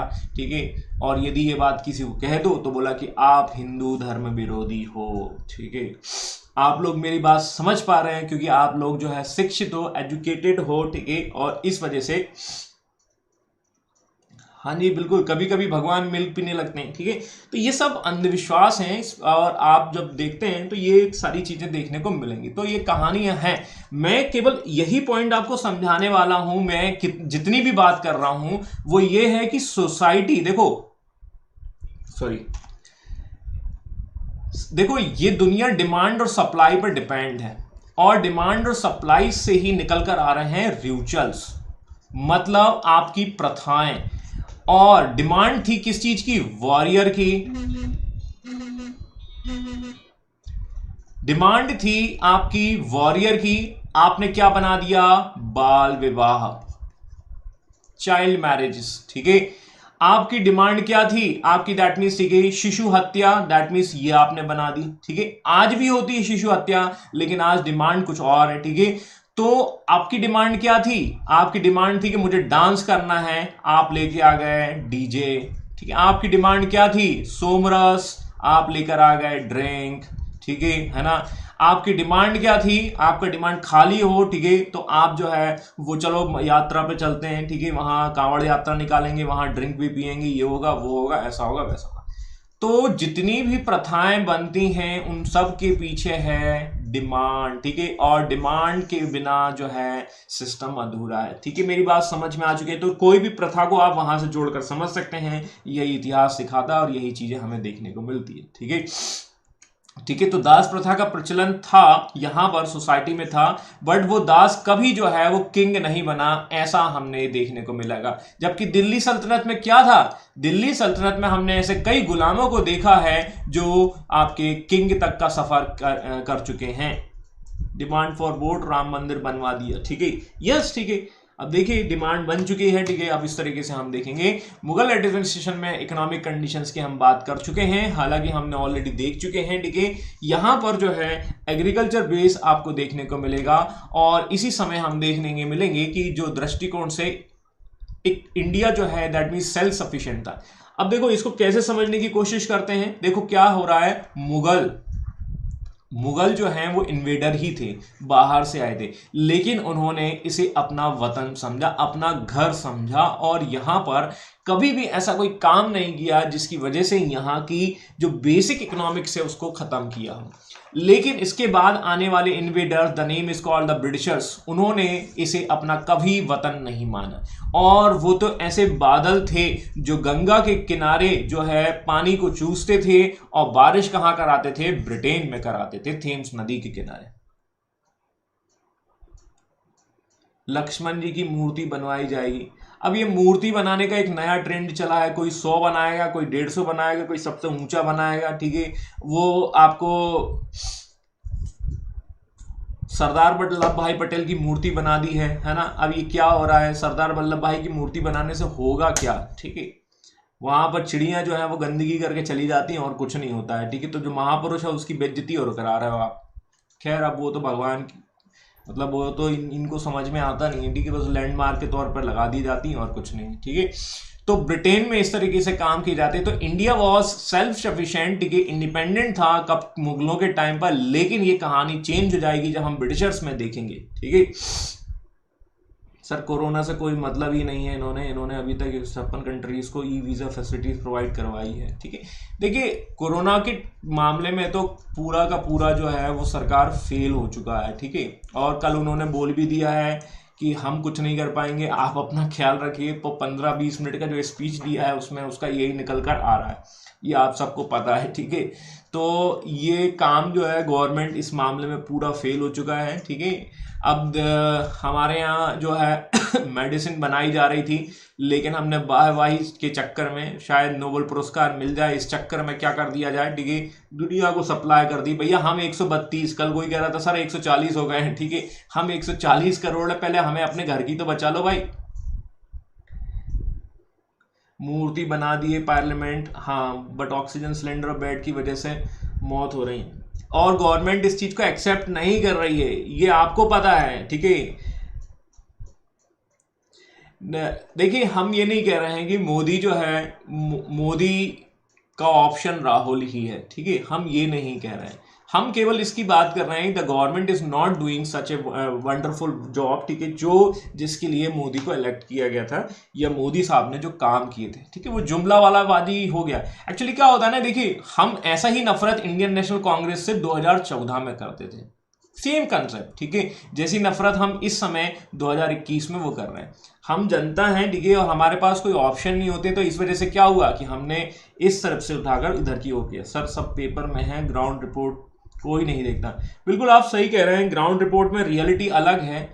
मध्य प्रदेश में जो मामा जी हैं वो ये कहते हैं कि ऑक्सीजन की सप्लाई बिल्कुल बराबर है, ठीक है, लेकिन रोज कोई ना कोई मौतें हो रही हैं। रियलिटी कुछ और है, क्या है किसी के। तो यहाँ पर उद्योग धंधों का विकास इस समय हो चुका है, कई डेवलपमेंट हमने देखा था दिल्ली सल्तनत के टाइम पर, हमने कई टेक्नोलॉजी के डेवलपमेंट को देखा था। यहाँ पर भी कई उद्योग धंधे आपके डेवलप हो चुके हैं, और सबसे ज़्यादा प्रगति जो है टेक्सटाइल इंडस्ट्रीज में देखने को मिलती है, क्योंकि मैंने आपको पहले ही बता चुका हूँ कि सिल्क और जो कॉटन है उसकी काफ़ी डिमांड है, कहाँ पर, आपके दूसरे वाले भागों में। इसके अलावा आप देख सकते हैं मसाले, जो MDH का गरम मसाला है वो अब कहानी में आपको आगे बताऊंगा, ये सब भी यहाँ पर बहुत ज़्यादा तेज़ी से डेवलपमेंट देखने को मिलते हैं। तो ये कहानी है इतने सारे सेंटर्स की डेवलपमेंट में, और इस समय कई और कंट्रीज, कई और जगह जो है वो डेवलप हो जाती है। इस समय सेंटर हो जाएंगे Jaunpur, Jaunpur art and culture के पॉइंट ऑफ व्यू से भी काफ़ी डेवलप होता है। पटना जो पहला पुराना शहर था, लेकिन वो भी इस समय आपको वहाँ पे मुर्शिदाबाद, देखिए ये मुर्शीद कुली खां के द्वारा बसाया जाएगा, ये भी इस समय काफ़ी डेवलप हो जाता है। बनारस, ठीक है, ढाका और आपके आगरा, ये कंट्रीज हैं, ये सिटीज़ जो हैं वो इस समय डेवलप हो जाती हैं। तो ये कहानी आपको इस तरीके से देखने को मिलती है। सर जब ऑक्सीजन की कमी है तो फिर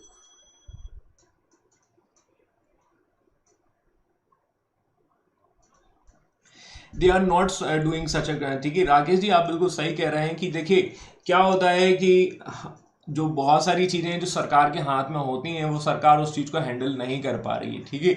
और वो बस क्या है कि जुमलेबाजी, ठीक है, जो उनका एक्शन प्लान है उस पर। अब ये इलेक्शंस की बात करो कि इलेक्शंस कराने की जरूरत क्या थी, या इलेक्शन को क्यों करवाया जा रहा है, कुंभ की परमिशन कौन दे रहा है, ठीक है ना। आप सब चीज़ों को ख़त्म कर चुके हैं, तो इन सब चीज़ों पर थोड़ा सा ध्यान देना चाहिए था। और हम यहाँ पर और क्या क्या देख सकते हैं, तो हम देखेंगे ट्रेडिंग्स जो थी इंटरनल और एक्सटर्नल दोनों तरीके से होती थी, ठीक है। और इस समय कुछ बंदरगाह जो है वो डेवलप हो रहे हैं, और ये बंदरगाह जो है वहाँ से कुछ चीज़ों का आयात और निर्यात किया जाता था। तो हमने देखा है गोवा है, कोचीन है, मसूलीपट्टनम, सूरत, ये सब वो क्षेत्र हैं जो पोर्ट एरिया के रूप में डेवलप होंगे। और इंटरनल और एक्सटर्नल दोनों हो रहे हैं। इंटरनल को हम इस तरीके से समझ सकते हैं, हमने देखा है सड़क ए आजम, मतलब जो आपका कोलकाता से जो शहर जो रोड शुरू होता है वो लाहौर तक जाता है, ठीक है। इसके अलावा हम पोर्ट का उपयोग कर रहे हैं, इससे पता चलता है कि हमारा बाहर ट्रेडिंग होता था। 1498 में हमारे यहाँ वास्को डी गामा ऑलरेडी आ चुका है। तो इससे हम देखते हैं कि ट्रेडिंग्स ऑलरेडी डेवलप हो चुकी हैं। और ये किन चीज़ों का एक्सपोर्ट इंपोर्ट किया जाता था, तो निर्यात जो है वो हम रेशमी वस्त्र है, नील है, इंडिगो है और स्पाइसेस, ठीक है, मसाले का उपयोग करते थे। मतलब इन चीज़ों की बहुत ज़्यादा डिमांड थी वहाँ पर। ये सिल्क है और ये नील है और ये जो मसाले हैं MDH का गरम मसाला, ये बहुत डिमांड में हुआ करता था वहाँ पर। वहाँ से हम क्या मंगाते थे, हम प्रीशियस स्टोन मंगाते थे, ठीक है। इसके अलावा हम जो है वहाँ से हम जो है ड्राई फ्रूट्स मंगाते थे, ठीक है। वहाँ से हमारे यहाँ, ठीक है, जो आता था वो अरब के घोड़े आते थे। ये काफ़ी डिमांडिंग थी जो हमारे यहाँ पर नहीं होती। तो इस तरीके से मोटे तौर पर हम कह सकते हैं मुगल एडमिनिस्ट्रेशन में इस तरीके की व्यवस्थाएं हुआ करती थी जी। ये मनसबदारी सिस्टम ऑलरेडी हम समझ चुके हैं, इसके बारे में ये दोबारा एक्चुअली यहाँ पर आ गया है, ठीक है। तो ये हम ऑलरेडी देख चुके हैं, इस पर कोई देखने की जरूरत नहीं है, ठीक है। अकबर के शासनकाल में हिंदू मनसबदारों का जो परसेंटेज था वो 16% के आसपास था, ठीक है। शाहजहां के टाइम पे 24% और औरंगजेब के टाइम पर 33% हिंदू मनसबदार थे। तो सबसे ज्यादा मनसबदार जो है वो कहां पर आपको देखने को मिलेंगे, या अधिकारी आपको कहां देखने को मिलेंगे, औरंगजेब के टाइम पर, क्योंकि सूबों की संख्या भी ज्यादा है, ठीक है।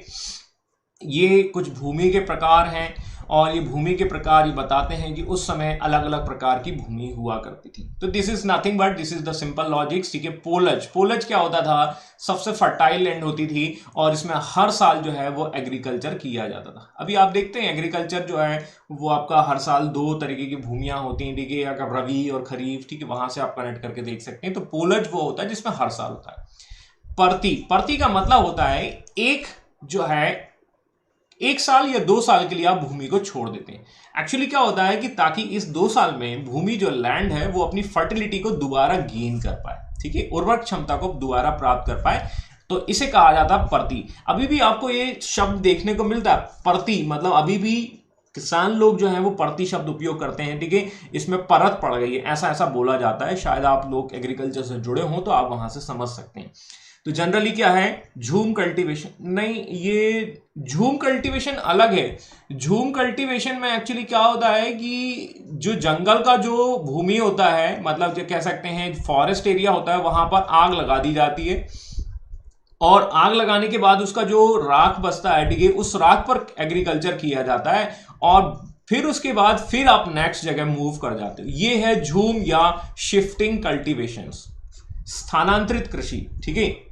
हाँ, ये झूम कल्टीवेशन नहीं होगा, ठीक है, थोड़ा सा इसको अलग रखिएगा। तो परती का मतलब है जो भूमि है उसी पर लैंड को छोड़ दिया जा रहा है, मतलब ताकि वो फर्टिलिटी को गेन कर जाए। हाँ, आप ये कह सकते हैं कि भाई कि दोबारा वापस आ गए तो फिर उस पर कर दिया जाए, तो बात कहा जा सकता है, लेकिन ये थोड़ा सा अलग है। चाचर का मतलब देखो यहां से रणछोड़ दास चाचर, वहां से याद रख लेना। चाचर का मतलब 3-4 साल, ठीक है। ये और कम उपजाऊ होती है, सबसे ज्यादा उपजाऊ होगी, ये कम होगी, इससे ये सबसे कम उपजाऊ होगी, और ये क्या है कुछ समय तक के लिए छोड़ देना, 3 से 4 साल तक, वहां से आप कनेक्ट करके देख सकते हैं। और ये बंजर, ये यहाँ पर कोई एग्रीकल्चर नहीं होता। तो इस तरीके से ये 4-5 प्रकार की जो है भूमियां आपको देखने को मिलती हैं। अब देखिए इसी समय कुछ और देखने को मिलते हैं, कुछ ग्रांट लैंड, है ना, तो ये भी आपको थोड़ा सा देख सकते हैं। एक आती है Khalsa. Khalsa is nothing but similar like the Sita Bhumi. अब देखो कनेक्शन इसीलिए जोड़िए, सीता भूमि हमने कहां देखा था, we have seen in the Mauryan time period, और मौर्य में उस रॉयल लैंड को एक जो है भूमि को कहा जाता था, मौर्यन भूमि को सीता भूमि। तो ये क्राउन लैंड वही है, खालसा भूमि, बात एक ही है, नाम अलग अलग हो चुके हैं, समय अलग अलग हो चुका है। जागीर, जागीर इज नथिंग बट जो है कुछ वर्ग को भूमि में दी जाती है। जैसे हमने मनसब को देखा था, मनसबदार की जो सैलरी है वो पैसे में तय की जाती थी, लेकिन उसको जो पेमेंट दिया जाता था वो जागीर के फॉर्म में दिया जाता था, तो वो हो जाएगी जागीर। करेक्ट है, ये बिल्कुल समझ में आया होगा, ठीक है। इसके बाद आता है मदद ए माश। मदद ए माश का मतलब है, या सयुरगल भूमि एक प्रकार की अनुदान है। जैसे आप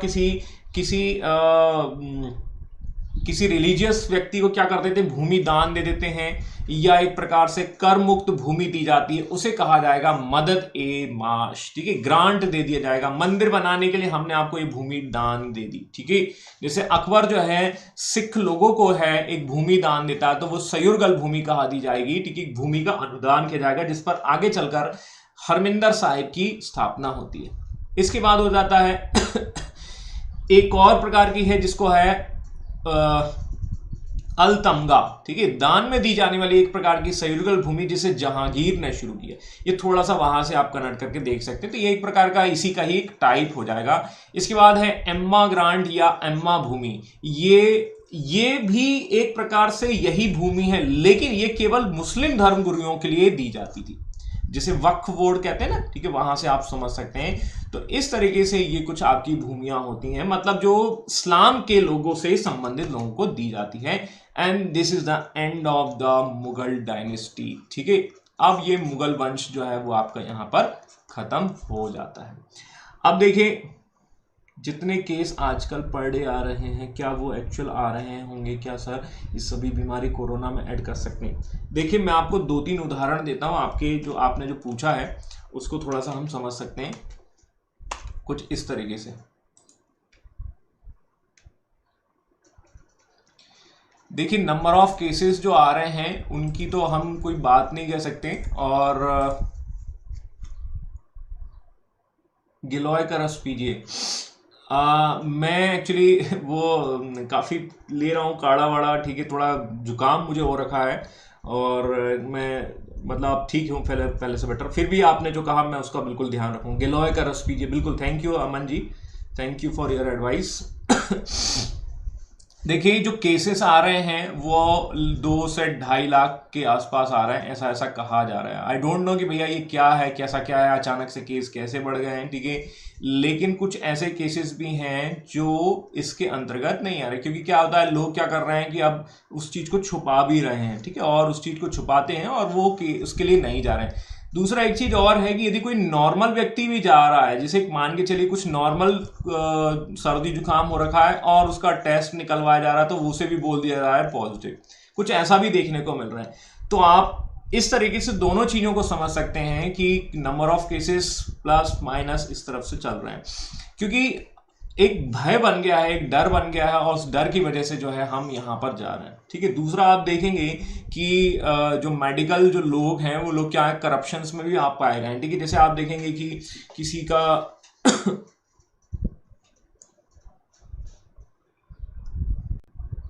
हाँ बिल्कुल जॉन साहब, यू आर राइट, ठीक है, मैं वही बात कर रहा हूँ। और कुछ मेडिकल के लोगों को करप्शन करने का मौका मिल चुका है। करप्शन करने का मौका कैसे मिल चुका है, क्योंकि गवर्नमेंट क्या है वो एक तरफ से नाकारा सिद्ध हो चुकी है, और गवर्नमेंट जो है नाकारा हो चुकी है, वो उसको हैंडल नहीं कर पा रहे हैं, जिसकी वजह से ये लोगों को मौका मिल गया है। जैसे मान के चलिए इंजेक्शन की कमी आ गई है, ठीक है, इंजेक्शन की कमी आ गई है या इंजेक्शन के साथ साथ बाकी चीजों की कमी आ गई है, तो ये मौका क्यों दिया है? क्योंकि हर व्यक्ति सोचता है कि यार कि मुझे एक बार मौका मिला है भाई, 500 रुपए की चीज यदि मैं 5,000 में बेच दूंगा तो मुझे कितना फायदा होगा। तो you are giving the chance to the peoples to do this kind of the corruption. Same ये आपने डिमोनेटाइजेशन में बैंक वालों को दिया था मौका। बैंक वालों का क्या भाई, 100 की चीज को जो है 30% कमीशन पर वो क्या कर देंगे, वो उसका ब्लैक को व्हाइट कर देंगे, ठीक है। और वैसा ही मेडिकल वालों को आपने करप्शन दिया है या कोरोना में दिया। यदि गवर्नमेंट कैपेबल होती या गवर्नमेंट इस चीज को रोक पाती तो ये कभी 3 का 5, 5 का 10 नहीं हो पाता। बिल्कुल सही कह रहे हैं। तो डिमोनेटाइजेशन में आपने बैंक वालों को मौका दिया, जो बैंक वाले सबसे 10 से 5 की नौकरी करते थे और कभी करप्शन में इन्वॉल्व नहीं होते थे। मेडिकल वाले जो कभी भी इस चीज में इन्वॉल्व नहीं होते थे, थोड़ा बहुत 19-20 चलता रहता था, लेकिन वो अपने 10 से 5 के प्रोफेशन में खुश थे। आपने उन्हें भी करप्शन करने का मौका दे दिया बिकॉज ऑफ दिस कोरोना। तो overall all these are opportunities that is coming in the time of the NDA government, ठीक है। मोदी है तो मुमकिन है, और डॉक्टर भी यहां करप्शन करेगा, ठीक है, आपका MR भी करप्शन करेगा और बैंक वाला भी करप्शन करेगा। ऐसा हम करने का मौका दे रहे हैं। सबकी बारी आएगी, कोई धक्का मुक्की नहीं करेगा लूटने में। हाँ बिल्कुल, तो ये कहानी आप ऐसे कह सकते हैं। आगे चल के शायद देखिए कुछ और इनके बारे में देखने को मिल जाए, कहीं कुछ देखने को मिल जाए, तो ऐसी ऐसी आपकी घटनाएं देखते रहेंगे, मिलते रहेंगे, ऐसा हो जाए। अब देखिए थोड़ा सा मैं आपको अपने सिलेबस के बारे में आपको बता देता हूं, ठीक है। देखिए हम मिडाइवल एज को कंप्लीट कर चुके हैं, ठीक है, और मध्यकाल। हाँ सर जी, डिफिकल्ट क्वेश्चन कर रहे हैं भैया, भूल कर भी मत कर देना। हाँ बिल्कुल, मैं PDF करवा दूंगा। मैं थोड़ा सा अनफिट था, इस वजह से मैं नहीं कर पा रहा था, ठीक है। मैं PDF करवा दूंगा, ठीक है। अब देखिए, अब हमारा जो है वो ये वाला सेक्शन कंप्लीट हो चुका है, मध्यकाल वाला। अब हमारा मॉडर्न वाला ही बचा हुआ है, ठीक है। और मॉडर्न वाले एज की शुरुआत होती है जो यूरोपियंस कंपनी आती हैं वहां से, ठीक है। तो एडवेंट ऑफ यूरोपियंस जब होगा वो हम थोड़ा सा समझने की कोशिश करेंगे, लेकिन और दूसरा एक चीज और है कि यहीं से हम देखने वाले हैं मराठा के उसको। तो एडवेंट ऑफ यूरोपियन का एक PDF मैं आपको देने वाला हूं अभी जल्दी, और एक मराठा का PDF आपको जल्दी मिल जाएगा। और ये मुगल पार्ट 2, ये 1, ये 2 और ये 3 आपको इकट्ठे मिल जाएंगे। 1 जनवरी है कोविड पीरियड में दिल्ली के लिए।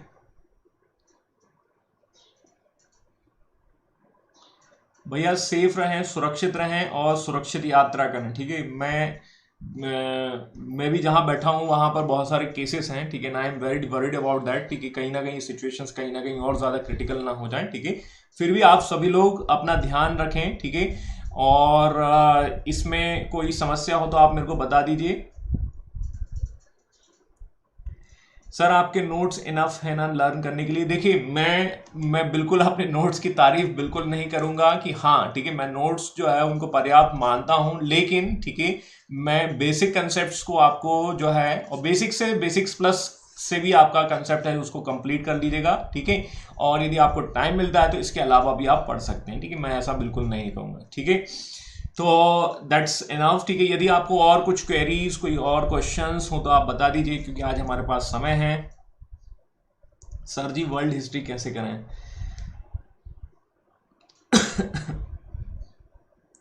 Okay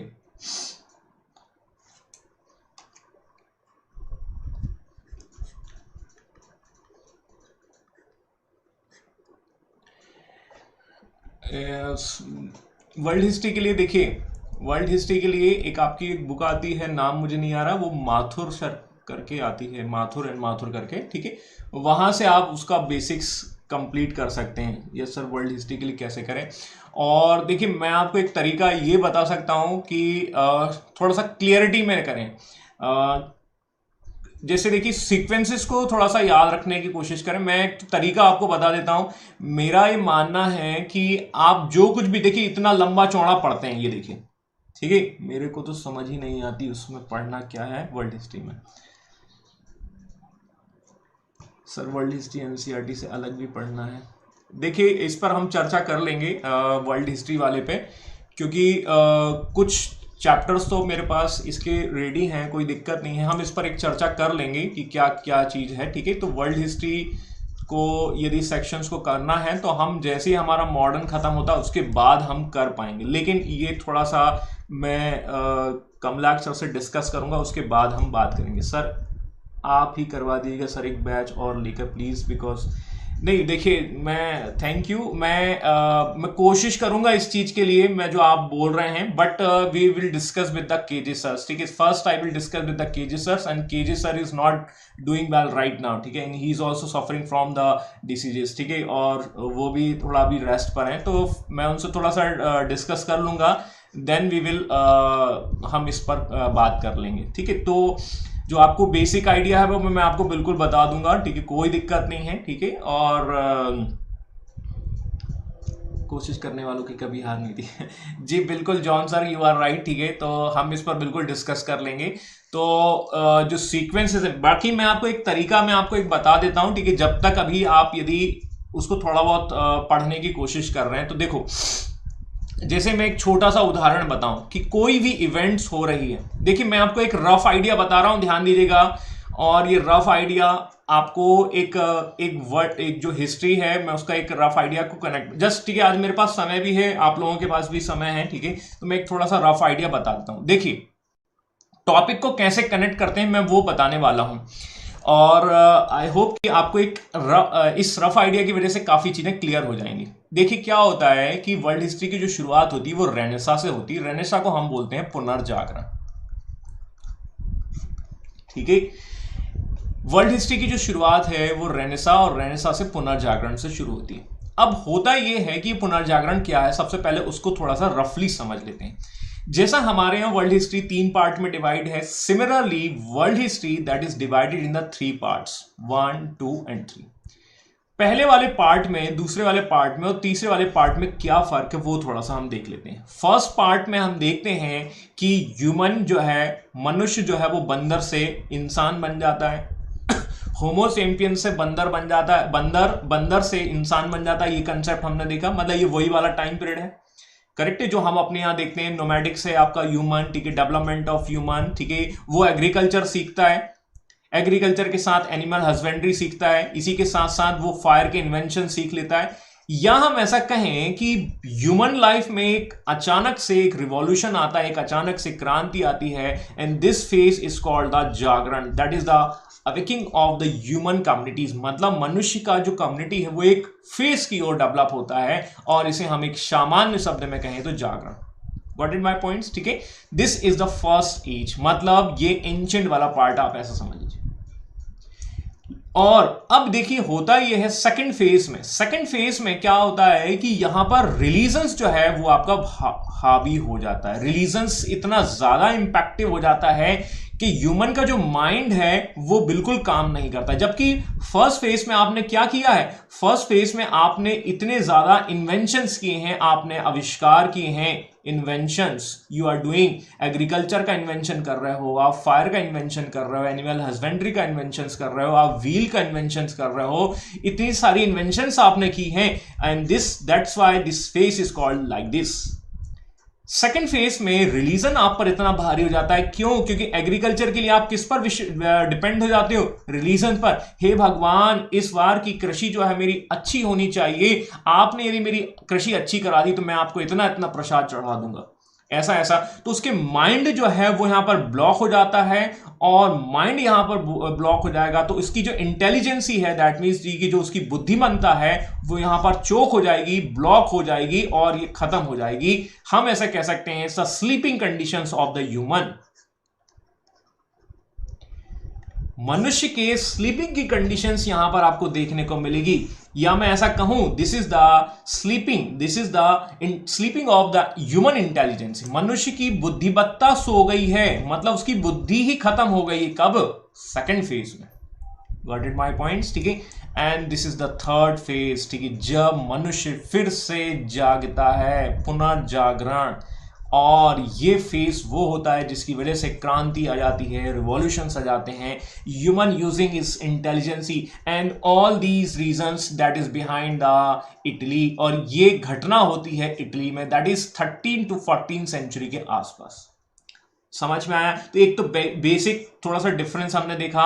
Renaissance is nothing but this is the rebirth, and this is the rebirth of the human intelligences, और वो मनुष्य की बुद्धिमत्ता का पुनर्जागरण होता है, और फिर से वो अपनी माइंड का उपयोग करता है, और वो क्या करता है, रिलीजन से बाहर आकर वो माइंड का उपयोग करेगा, और माइंड का जब उपयोग करेगा तो वे बोलेगा कि ये जो एप्पल है वो सर पर ही क्यों गिरा, वो धर्म की वजह से गिरा, ऐसा तो नहीं सोचेगा।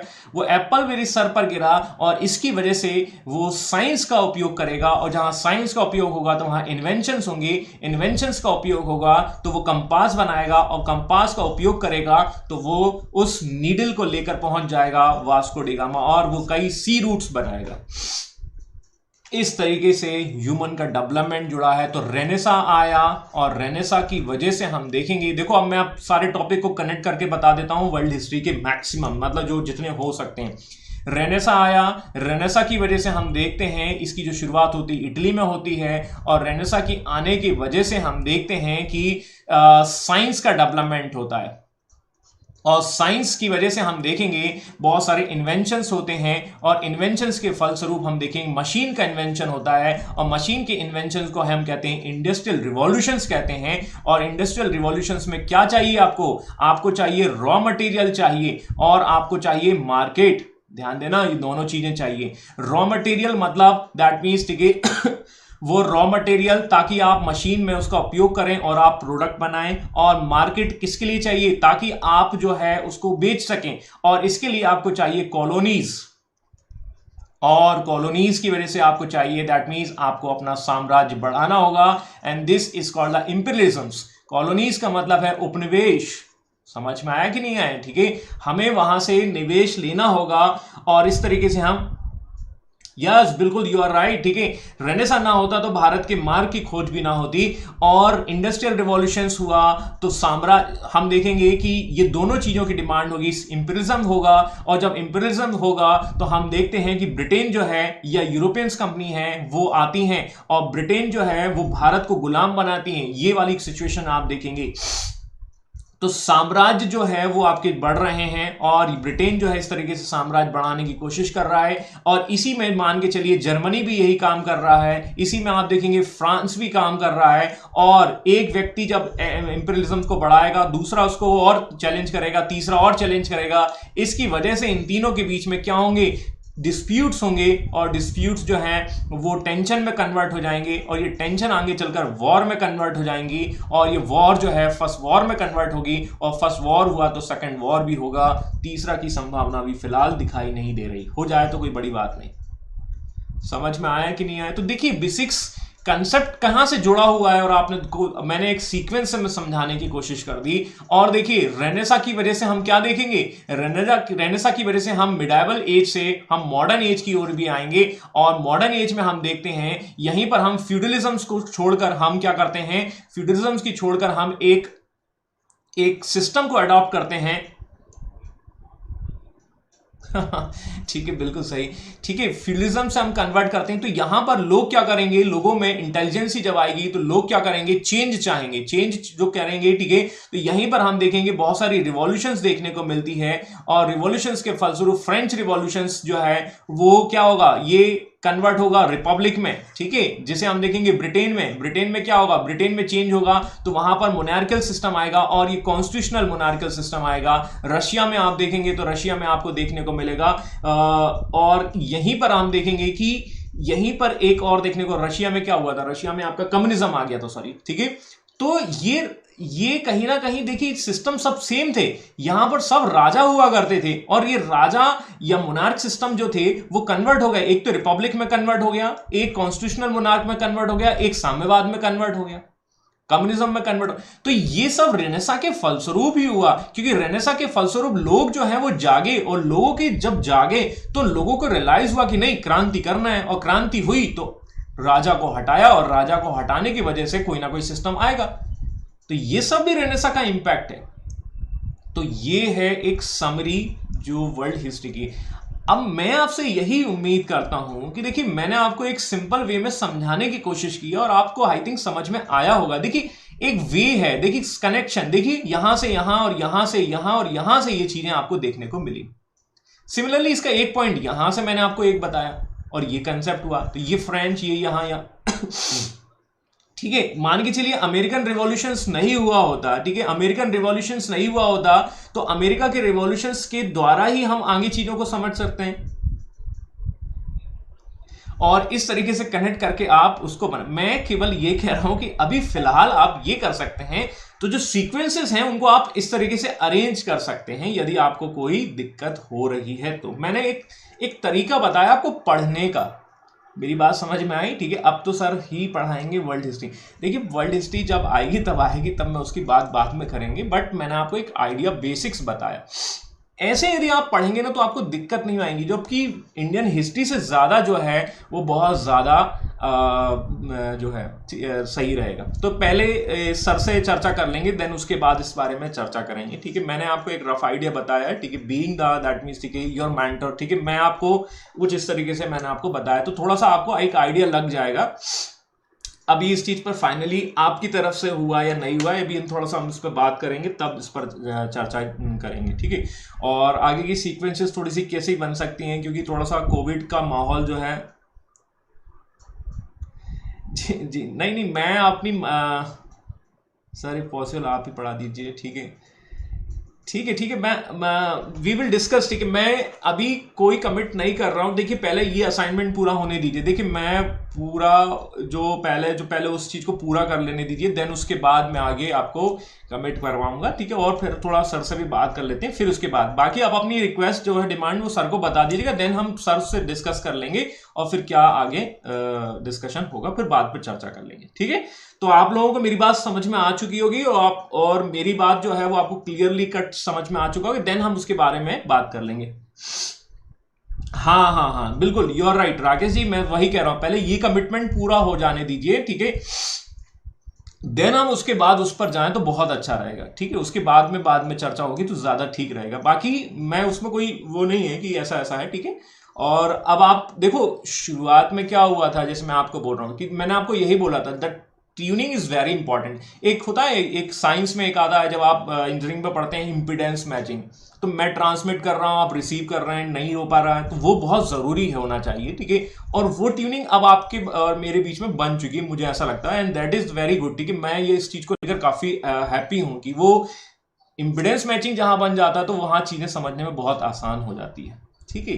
तो बस एक छोटा सा आइडिया देने की जरूरत होती है और फिर आप उस चीज को अच्छा कर सकते हैं, ठीक है। तो इसमें कोई और क्वेश्चंस हो, कोई समस्या हो, कोई क्या हो, तो आपको एक रफ आइडिया मैंने यहाँ बता दिया है, ठीक है। तो थोड़ा सा इस तरीके से भी आप समझ सकते हैं, कनेक्ट करके देख सकते हैं, तो इस पर हम चर्चा कर लेंगे, ठीक है।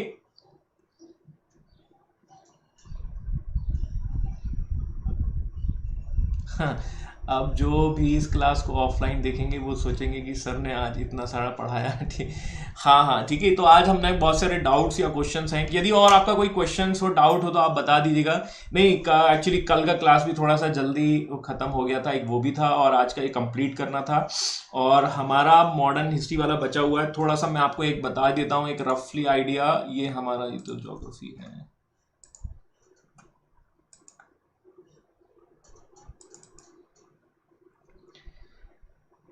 अब हम यहां से शुरू करने वाले हैं, हमारा जो नेक्स्ट जो है वो यहां से शुरू होगा, ठीक है। नहीं मजा डेली आना चाहिए, ठीक है आकांक्षा जी, आप जो है शायद मेरे ख्याल से अभी आ नहीं रहे थे या जो कुछ भी था, डेली मजा आना चाहिए, ठीक है। थोड़ा सा क्या है कि सिनारियो जो है वो ये थोड़े से ठीक नहीं थे, ठीक है, तो कभी कभार ऐसा हो जाता है।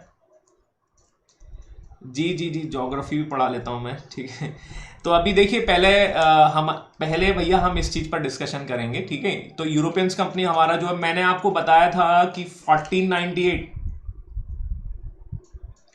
नहीं मैं पीडीएफ में, प्रायोरिटी पीडीएफ ही है, और पीडीएफ मैं आपको उपलब्ध करा दूंगा। पीडीएफ मुगल का पहले है, बाकी मैंने मराठा का बना रखा है, ठीक है, और बाकी जल्दी से आपको ये वाला भी मिल जाएगा, पोर्चुगीज वाला।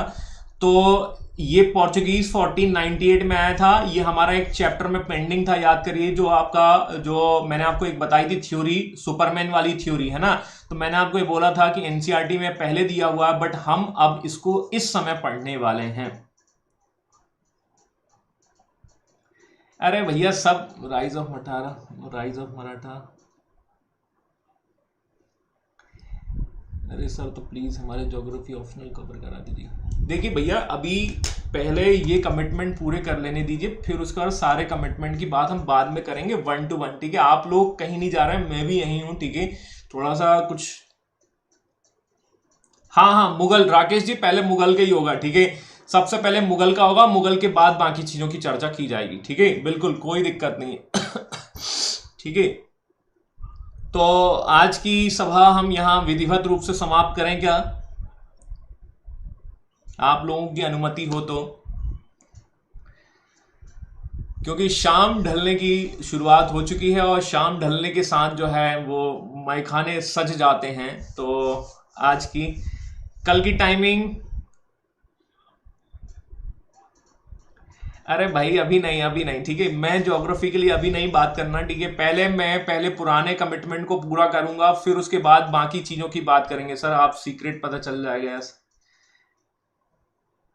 सर, सीक्रेट पता चल गया सर। अरे भाई सीक्रेट कुछ नहीं है, ठीक है। सब ओपन है, ठीक है। बस थोड़ा सा क्या है, समझने की देर होती है और कुछ नहीं है, ठीक है। देयर इज नो सीक्रेट, सब चीजें हो जाएंगी क्लियर, ठीक है। हम आगे बढ़ेंगे, ठीक है। कल हम ये कहानी पढ़ेंगे, ये MDH गरम मसाले की, और ये आगे देखेंगे। कल टाइमिंग वही रहेगी, और थोड़ा सा कुछ प्रॉब्लम्स हैं, उन प्रॉब्लम्स पर भी मुझे काम करना है थोड़ा सा, क्या मैं, और उसके बारे में मैं चर्चा करके मैं सर से आपको बताऊंगा। वो सर के माध्यम से ही चलेगा वो प्रॉब्लम्स का समाधान, ठीक है।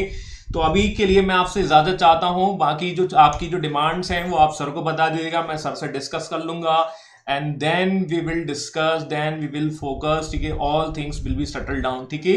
मैं सब चीजें हो जाएंगी लेकिन 1 by 1, ठीक है।